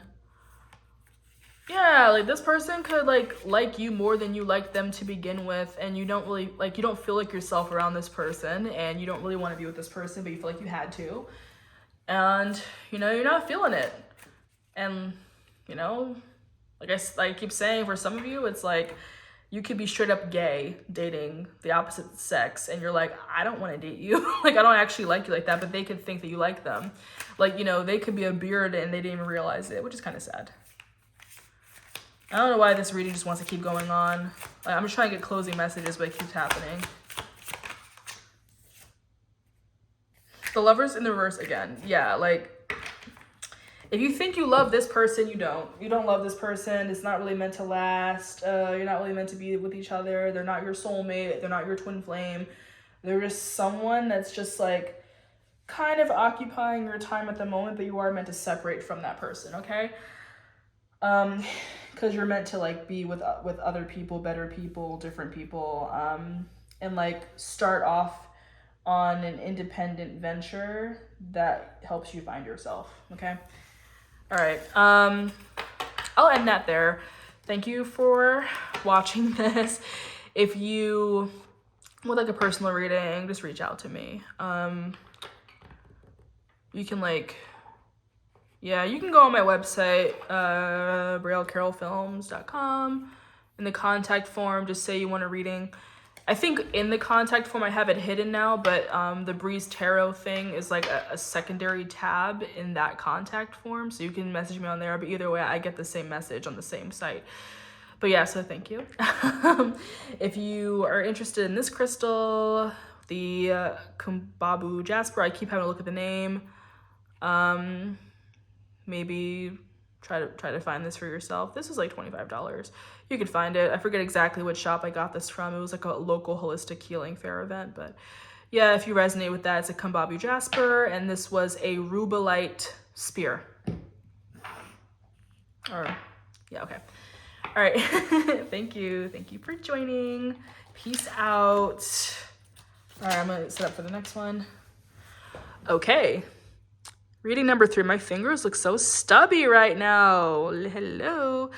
Hi, if you chose pile number 3. This is the carnelian spear with, I think this is orange calcite. It's a very pale orange, but it's an orange calcite dagger. I love that crystal. I've had that for a while now. If you chose the carnelian and the orange calcite dagger, this is your reading, pile number 3, and it's kind of a surprise me reading. It's whatever message pops up, okay? Thank you, Spirit. So what messages do we have for pile number 3? Any messages that come up, this is not a specific topic. It's just a surprise reading, okay? I don't know why I feel the need to preface that for pile number 3. But, if there's a general overall theme of all 3 of these readings, I'll put that somewhere in the title. But this really is a surprise message for you and whatever needs to pop up, okay? Okay, so yeah, pile number 3. What is pile number 3's message? We'll start with the 4 cards. Pile number 3.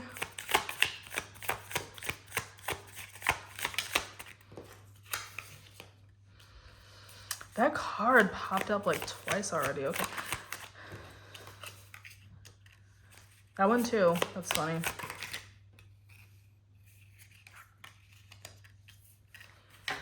Wow, that's actually really weird. These same cards popped up for pile number 2. But they were like in the upright though. So you could resonate with pile number 2, but stay a while for this one first, obviously. Okay, so we have art. I want to write this down anyway.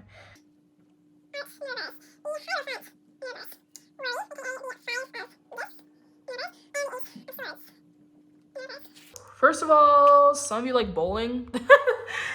Random message that popped up in my head. Some of you like bowling. Some of you like Tame Impala. Some of you like Tyler the Creator. Indie music, skateboarding. Some of you might be in a band or have friends who are in a band, whatever. That's getting way specific to people I actually know in real life. But yeah, that just kind of popped up. I don't want to go in a rabbit hole with that. That just kind of popped up out of nowhere. Some of you could be like very artsy, but maybe you just keep it to yourself. Like, you know, like maybe you draw, but you don't like do commissions. Maybe you make music, but just for yourself. You don't record it, you don't upload it anywhere. It's just for your own enjoyment. Maybe you're great singers and you've taken singing lessons, but again, you're not, you know, the lead singer of a band. You're not really in musicals, or you don't share your beautiful singing on social media, you know, guitar, piano, whatever, very musically inclined, okay? But you keep it to yourself. We have debauchery, the Seven of Chalices in the reverse. Like, that's like a lot of options to a point where it's illusion. I feel like that is kind of saying that you are a person of many talents, and you even have like a very magnetic energy to you. Some of you could be really funny, like kind of meme lords. Like, I'm thinking of this one video on TikTok where the audio was like, that's not enough, oh, my shoulders. And that's usually like the video is like, oh, God making me, and you know, they pour way too much into a cup or whatever. Yeah, if you know what I'm talking about, you know what I'm talking about. You know the vibes. But yeah, so some of you guys are really funny. Total meme lords. Just a really weird, goofy, dry sense of humor, but it works for you. Anyway, I feel like for some of you, if you are a person of many talents, it can be a little confusing at times because you don't really know what talent to narrow it down to, if that makes sense. Okay? Ooh, hiccups, okay. You might not fully hone in on those talents, like I'm saying, because there's so many different ways, like so many different routes, and you get overwhelmed and then you just don't do any of it.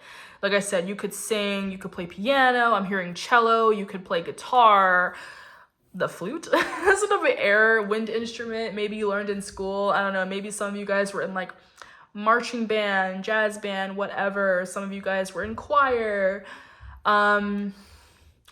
I'm hearing like maybe some of you guys had like a theater class when you were in school or something, and like your teacher was like, you should be in the musical, and you're like, nah, I don't do that. Some of you guys are way too shy to really show your true talents, but you have a remarkable talent, but you're just like, you're nervous, like you don't want to be judged. But I feel like if you were to put yourself out there, people will see just how talented you really are. Right now I'm thinking of Craig Manning from Degrassi, throwback to Degrassi. But yeah, he like he was a photographer, but he more just took photographs like just of his sister's family, his friends. I don't think he really shared his photos. It was like always private. He was a talented musician. He was a singer. He played guitar, and like his storyline in the show is that he kind of goes off to Hollywood and has like a record deal. He did have BPD. Okay, he was bipolar in the show. We realized that later. Not saying you guys have that, but like that's just the person that came up in my mind. I'm also thinking about Justin Bieber. I do not know why. Some of you guys could be Beliebers, or maybe you have the same birthday as Justin Bieber. Like maybe you're a Pisces. Maybe like you look like Justin Bieber, or like I don't know. I don't fucking know. It's really weird that popped up. Anyway, let's actually look at the cards, because like I always get those random messages before the reading actually like begins. Okay, some of you guys could be a Taurus as well, but anyway, yeah, you definitely need like an outlet for your creativity. You're not really like showing it, like, you know, just like focus on like one thing at a time. You don't have to like know every little thing. You don't have to have a whole band just to show your music. You don't have to commission, but you can still show off your art, you know, maybe make something as a gift or whatever for some people. That's what I'm kind of getting. I hear the name Ryan. Maybe some of you are named Ryan. I don't know. It's kind of random. But anyway.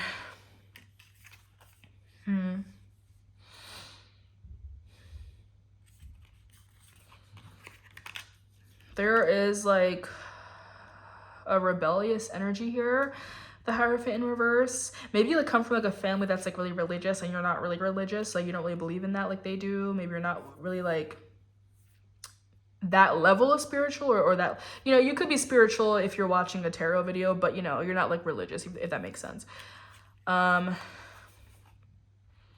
know, 5 of Discs in reverse, worry.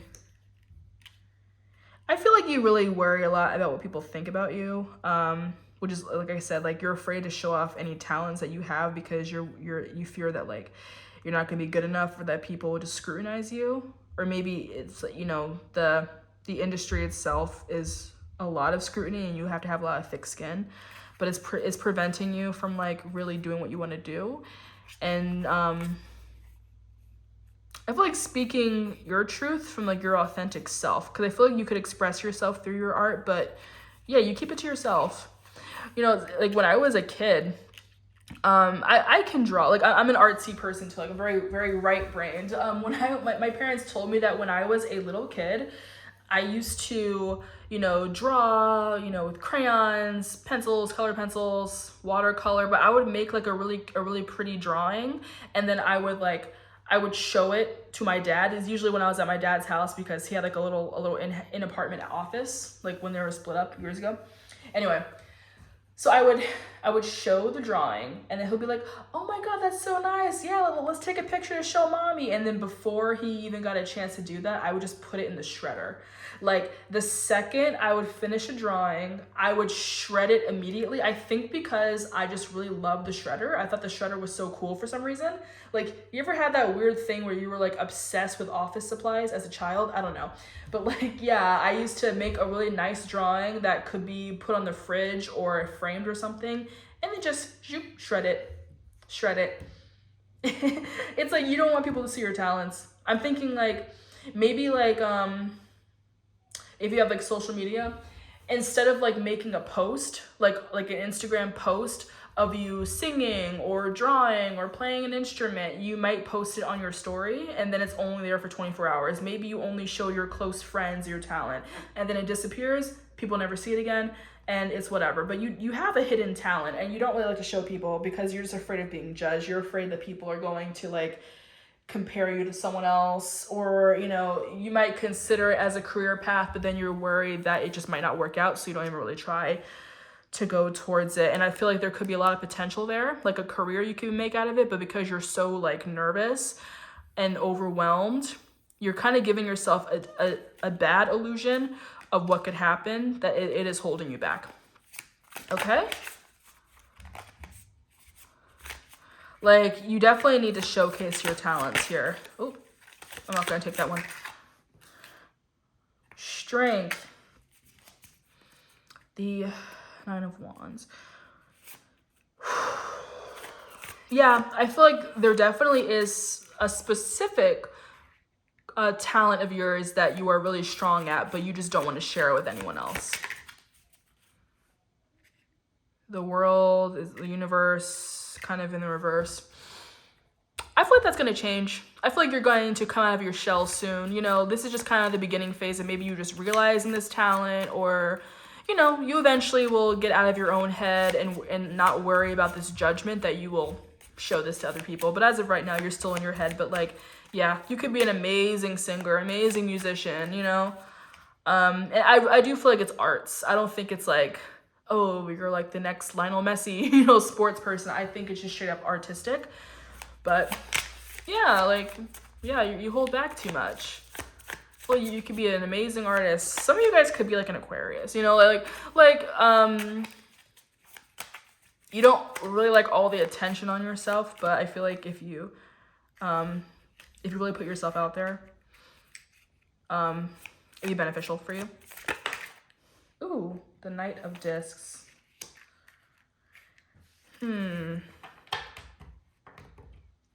Okay, some of you guys are total perfectionists. Like, this is why.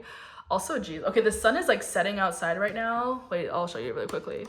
So the sun just like, oof, shone through just now. That was crazy.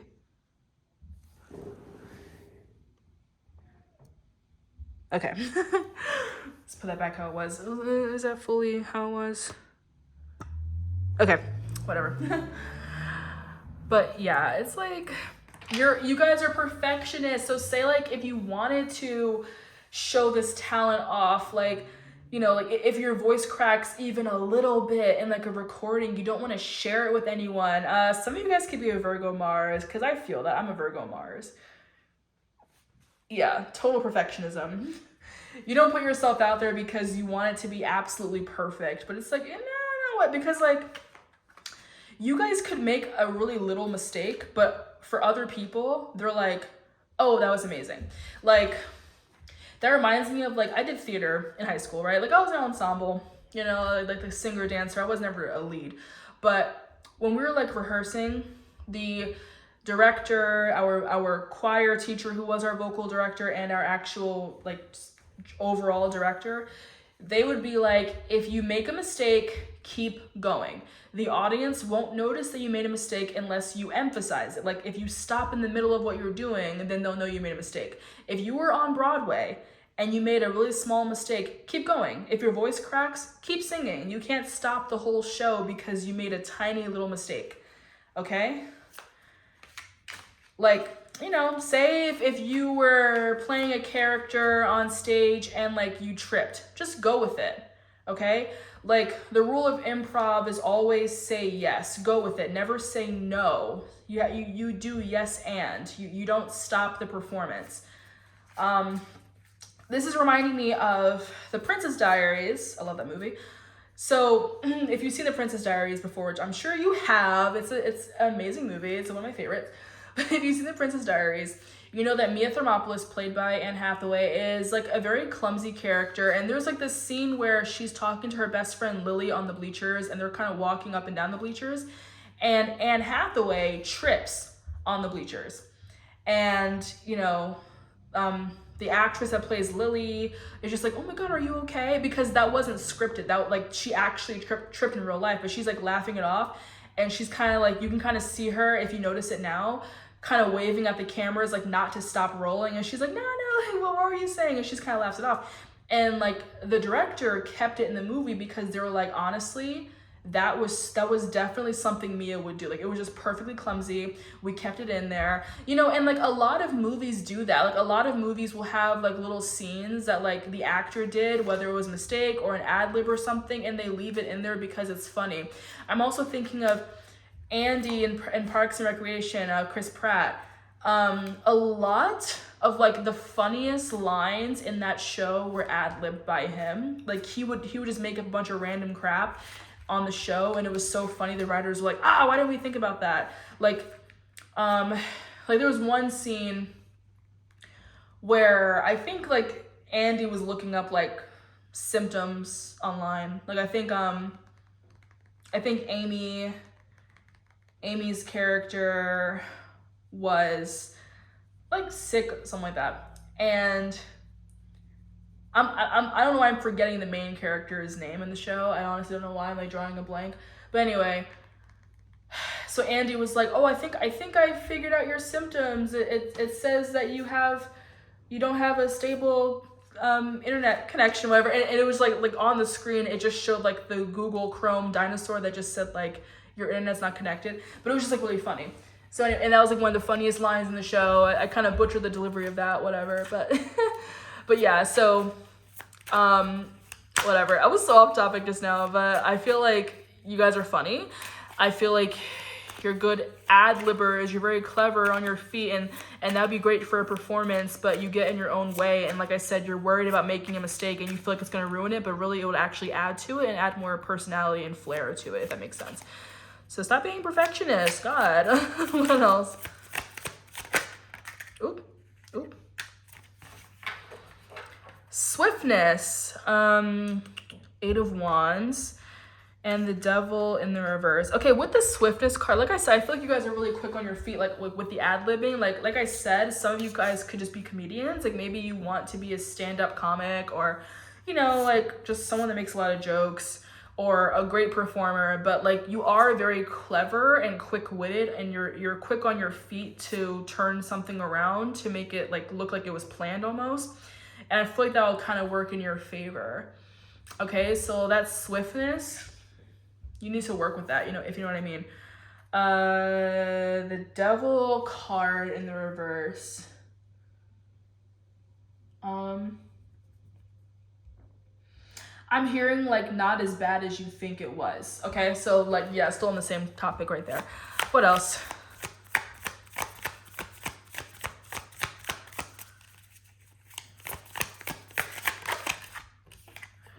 Okay, disappointment in the reverse, the 5 of chalices.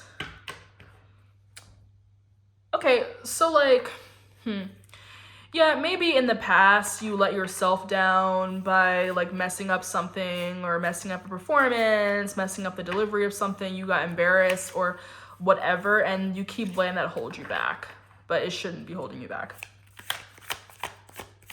This reading is very to the point. The other ones are a little more nuanced, but this one's pretty much, I feel like you're just picking up the same energy, okay? Princess of Swords was in the reverse.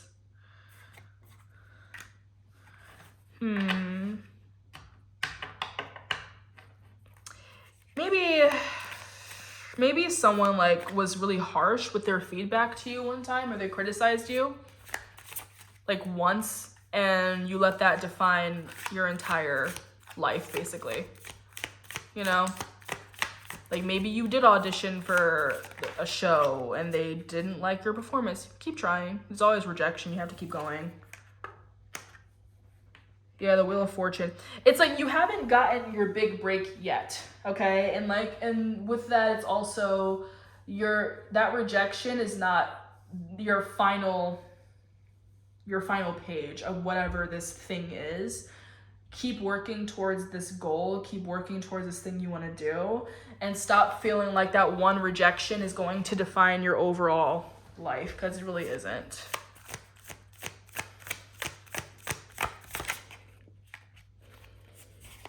Change, work in the reverse. Okay, you do need to put in more effort. You need to hone in on this craft more. Like I said, like once you kind of narrow down the more specific thing that you want to do that you feel like matches you a little bit more, focus on that, work on that, but take your time with it. And you don't have to only have one talent, one thing that you do. Like, you know, like when people say like jack of all trades, master of none, that's like not even the full phrase. It's like a jack of all trades, master of none is far better than master of one. So, you know, if you have multiple talents, it's okay to have multiple talents. But I would say, like, if you have a favorite, if you have one that you want to perfect a little bit more, focus on that, put in the work, because there is some change coming, and you don't want to pause that change. You know? Like, you don't want to get in your own way.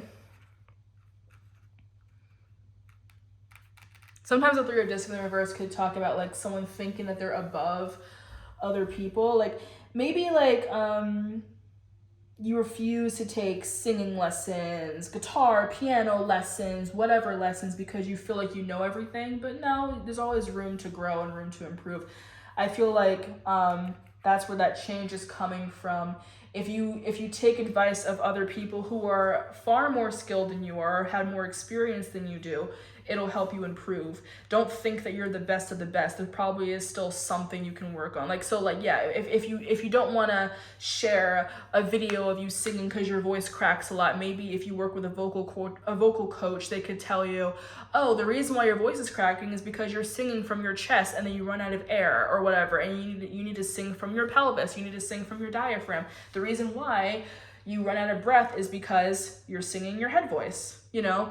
Like you need to sing down here instead of up here.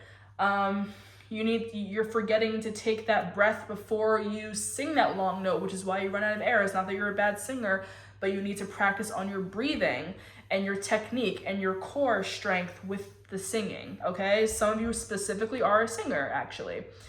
Because that makes sense too, like with a sword, it's like communication and speaking. Singing is, you know, singing, you're talking, you're sending a message, you're speaking. Yeah, you guys could have issues with like reaching high notes or keeping a note on long enough, and it's just all in your breath. And this could be like a thing of like new performers, new singers. Yeah, voice lessons. I think that's what you need. I have like posters of some of my favorite artists on the wall, and one of them is Omar Apollo. I went to his concert. I love Omar Apollo. When I went to his concert, though, he has a lovely voice and he does sing a falsetto, but there are a couple songs, like his really popular songs, where he doesn't sing the high notes on stage. And a lot of artists do that. Like a lot of artists will be like, I'm not going to strain my voice, so I'll never sing those high notes in that song. I'm also thinking of Hayley Williams, actually, in Paramore. Like they just came back together. Like they went on hiatus for a couple years, and they're back together. They have new music. They're on tour again. So one of the songs that Paramore had that Hayley Williams never performed live up until this year was All I Wanted Was You. Because at the end of the song, there is a really high note. She's like, all I wanted was you. Oh, damn, that was crazy. Anyway, damn, I wasn't even prepared to sing that just now. But anyway, that's also a thing. The longer you talk, the more you warm up your vocal cords. Some of you guys might have, like, say if you are in chorus class or whatever, like in school or whatever, if you have it like at the very beginning of the day, your vocal cords aren't warmed up enough. Or say if you ever want to sing and do a video or something of you singing or an audio recording, you're not giving yourself enough time to warm up your vocals. You're not doing like the things that a classical singer would teach you to do, okay? Like some of you probably never even took choir class, but you're a good singer. But like, you know, and if you did, you would know the simple rules before you sing so you don't strain your voice, okay? But yeah, whatever.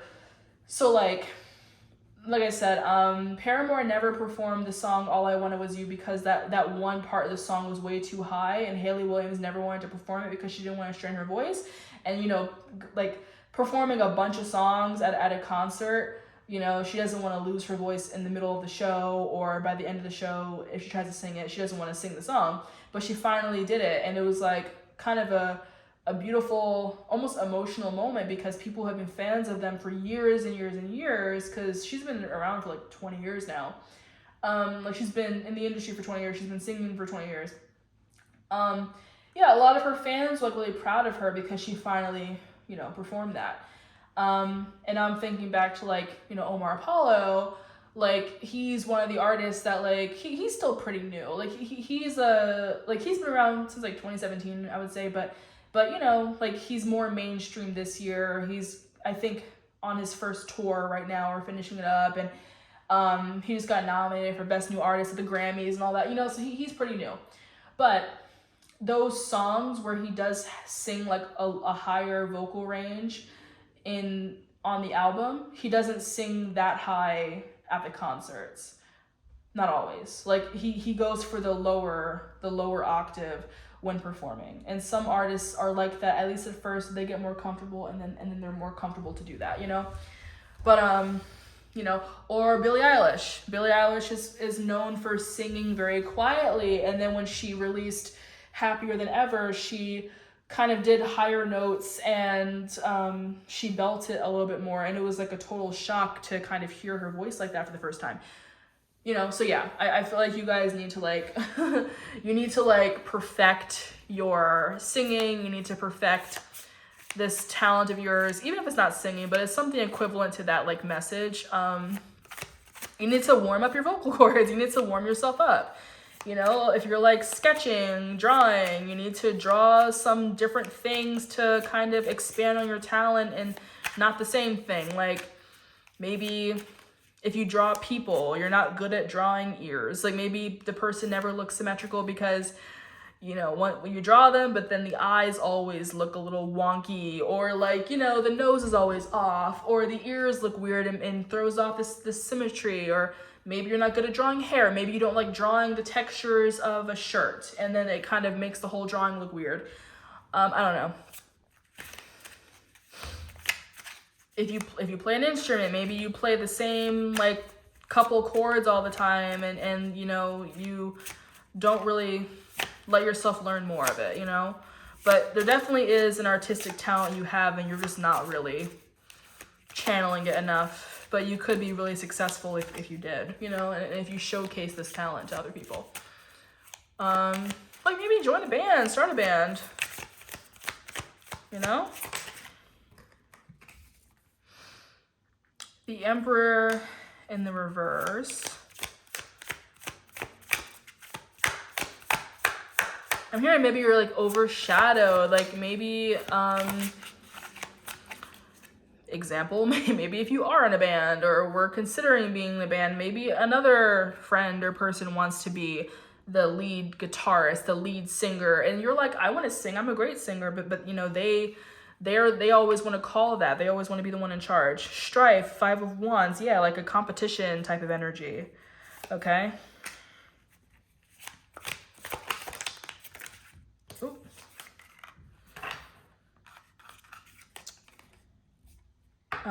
Satiety, the 10 of Chalices in the reverse.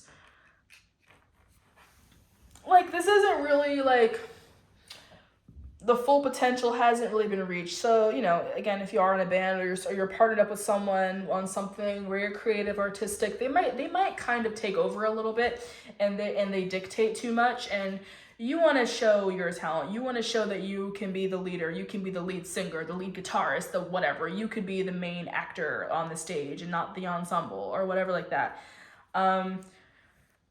So you're not fully happy right now where you are because you're not really being given the spotlight. Like, you're not being put in the limelight right now. They are.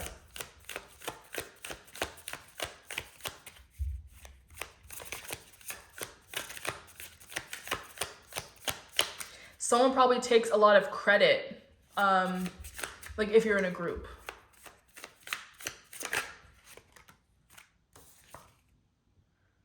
Magus in the reverse. Yeah, like this could be hindering, because like look, the Magician has like every element in there. Like, you are a person of many talents, but it is being hindered by someone else. Like, you don't really get a chance to really show off what you can do because someone else is like overshadowing you.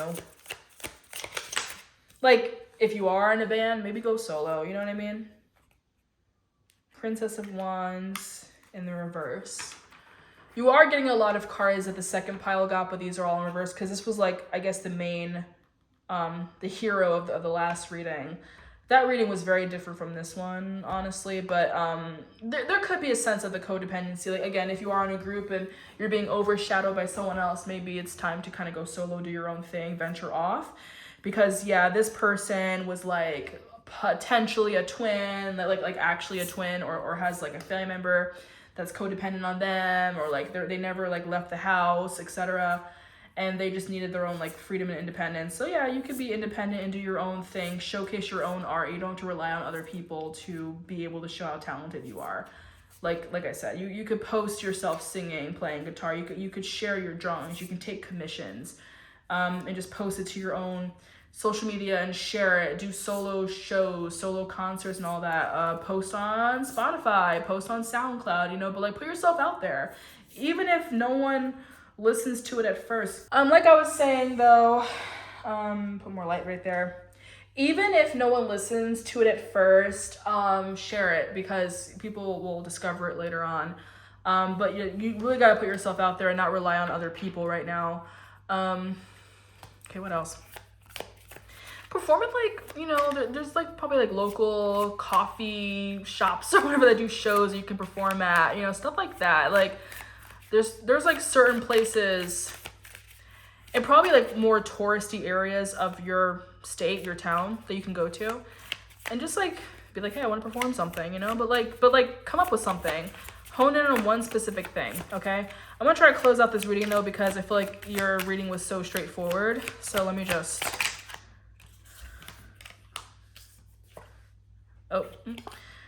okay. Peace, the Two of Swords in reverse, Princess of Discs in reverse. Actually,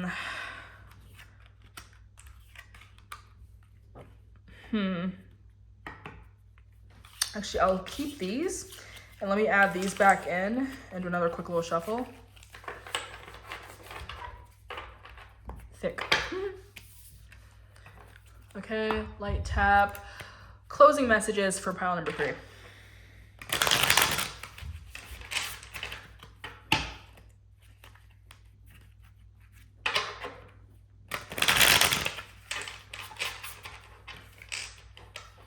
Some of you just want to be famous, but do what you're passionate about. Like, you don't have to be like, oh, I want to be famous. Just like do what you want to do, okay? Anyway, what I was trying to say before I got cut off was like, yeah, you could do your own solo thing first. Like, I mentioned at the very beginning of the reading that you might like Tame Impala. You know Tame Impala is one person, right? He's just one singer. That's him. He makes all the music. He sings. He writes the music. Like, it's him. It's just him. He's not a band. It's just a solo person. Do that. You don't have to rely on a specific person. You can be a solo artist.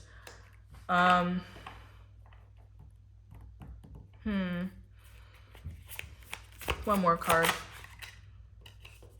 Okay, that kind of, this side was up more, so I'll put it this way, but Prince of Discs in the reverse. You wanna be famous, famous. You wanna be the one who's living a life.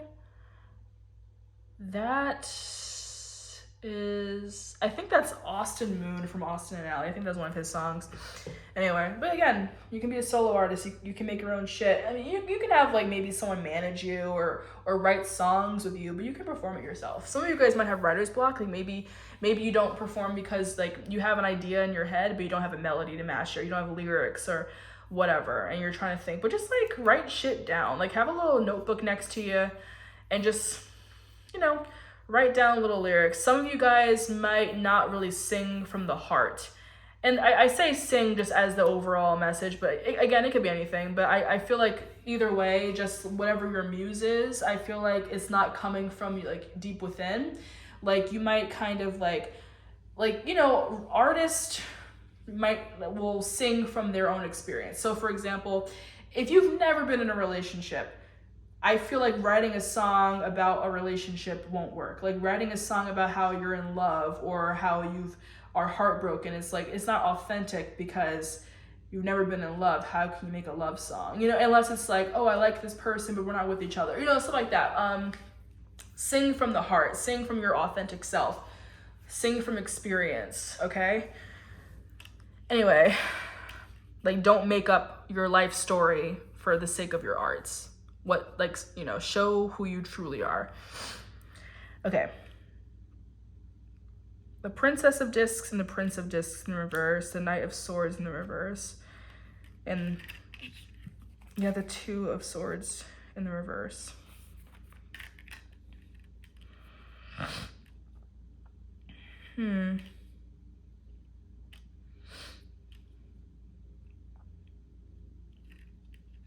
I feel like this could kind of just emphasize what I was just saying, because I kind of came up before I really even like looked at these cards. But yeah, I feel like within your art you need some grounding, if that makes sense. But like again, just speak from your truth and don't make up shit that doesn't relate to you in any way. That's kind of untangible to you, okay? Because that lack of authenticity will kind of show itself, if that makes sense.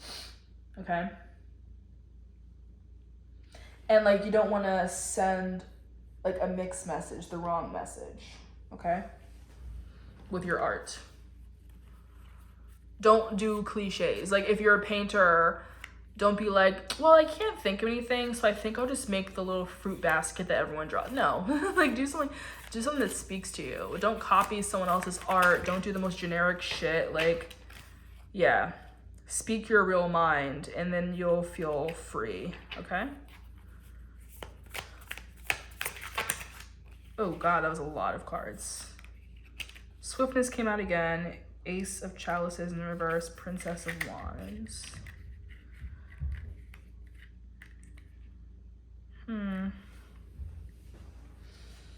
The Ace of Chalices in the reverse, like you could, yeah, you kind of repress your emotions. It's like, because like artists can like really express their deep, true emotions through their art. Through like that's what kind of is there for, you know. Like I said, if you're not speaking from your true, authentic self, the art is not real. Like your muse can be within yourself. If you're writing a song about a heartbreak and you've never been heartbroken in your life, it's not authentic. If you're drawing some type of art and it's the most generic shit and it's not what you really want to draw, it will kind of show, you know.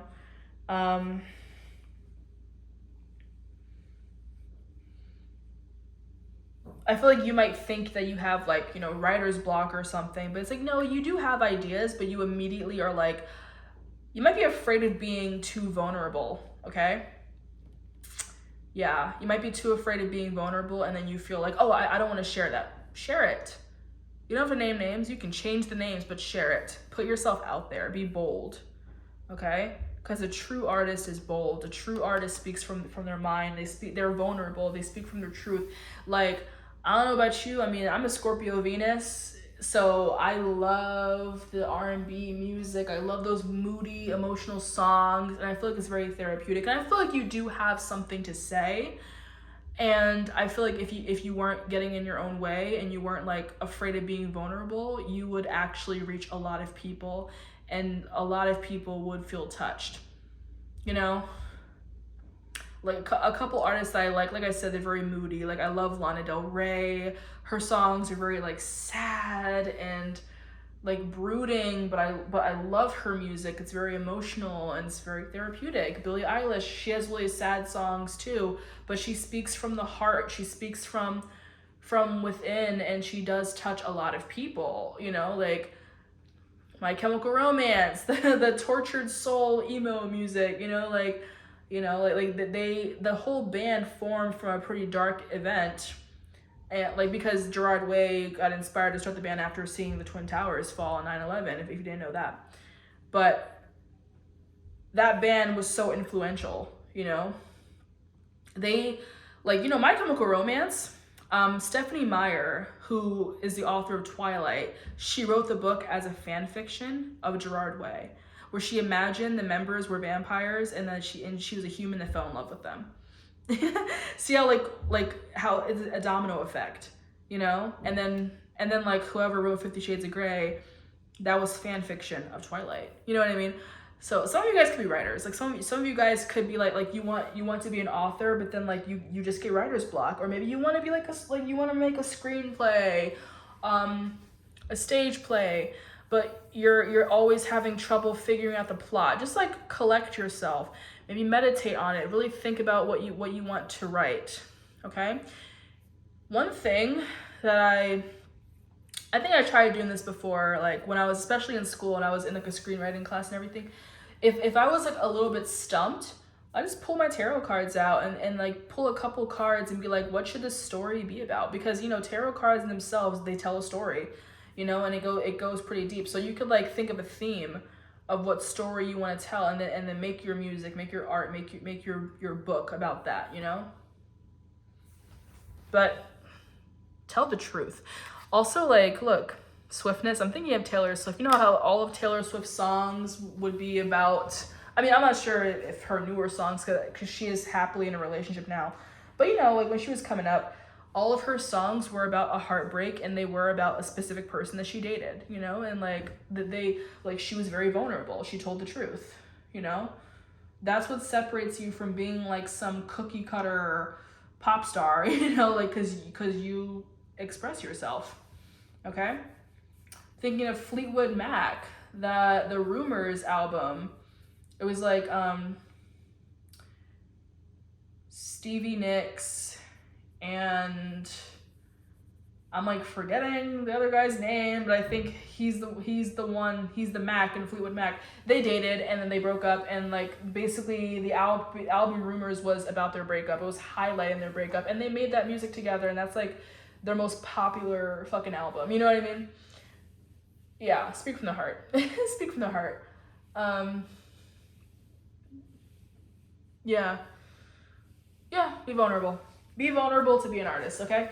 That was basically what I was getting. Okay, so I'm gonna put this last part of the video together with the last one, and I'm gonna publish this. But thank you so much for watching. If you're interested in these crystals, again, this is orange calcite. It's just very pale, but an orange calcite dagger and a carnelian spear. Okay, if you're interested in those, I think I just got those from like the lunar fair in person, so I'm forgetting who exactly I bought it from, but you know, if you were drawn to those crystals, I'm just letting you know what they were. But yes, thank you for tuning in, and I guess I'll see you guys the next time I do a reading when I'm called to. Have a good one. Goodbye.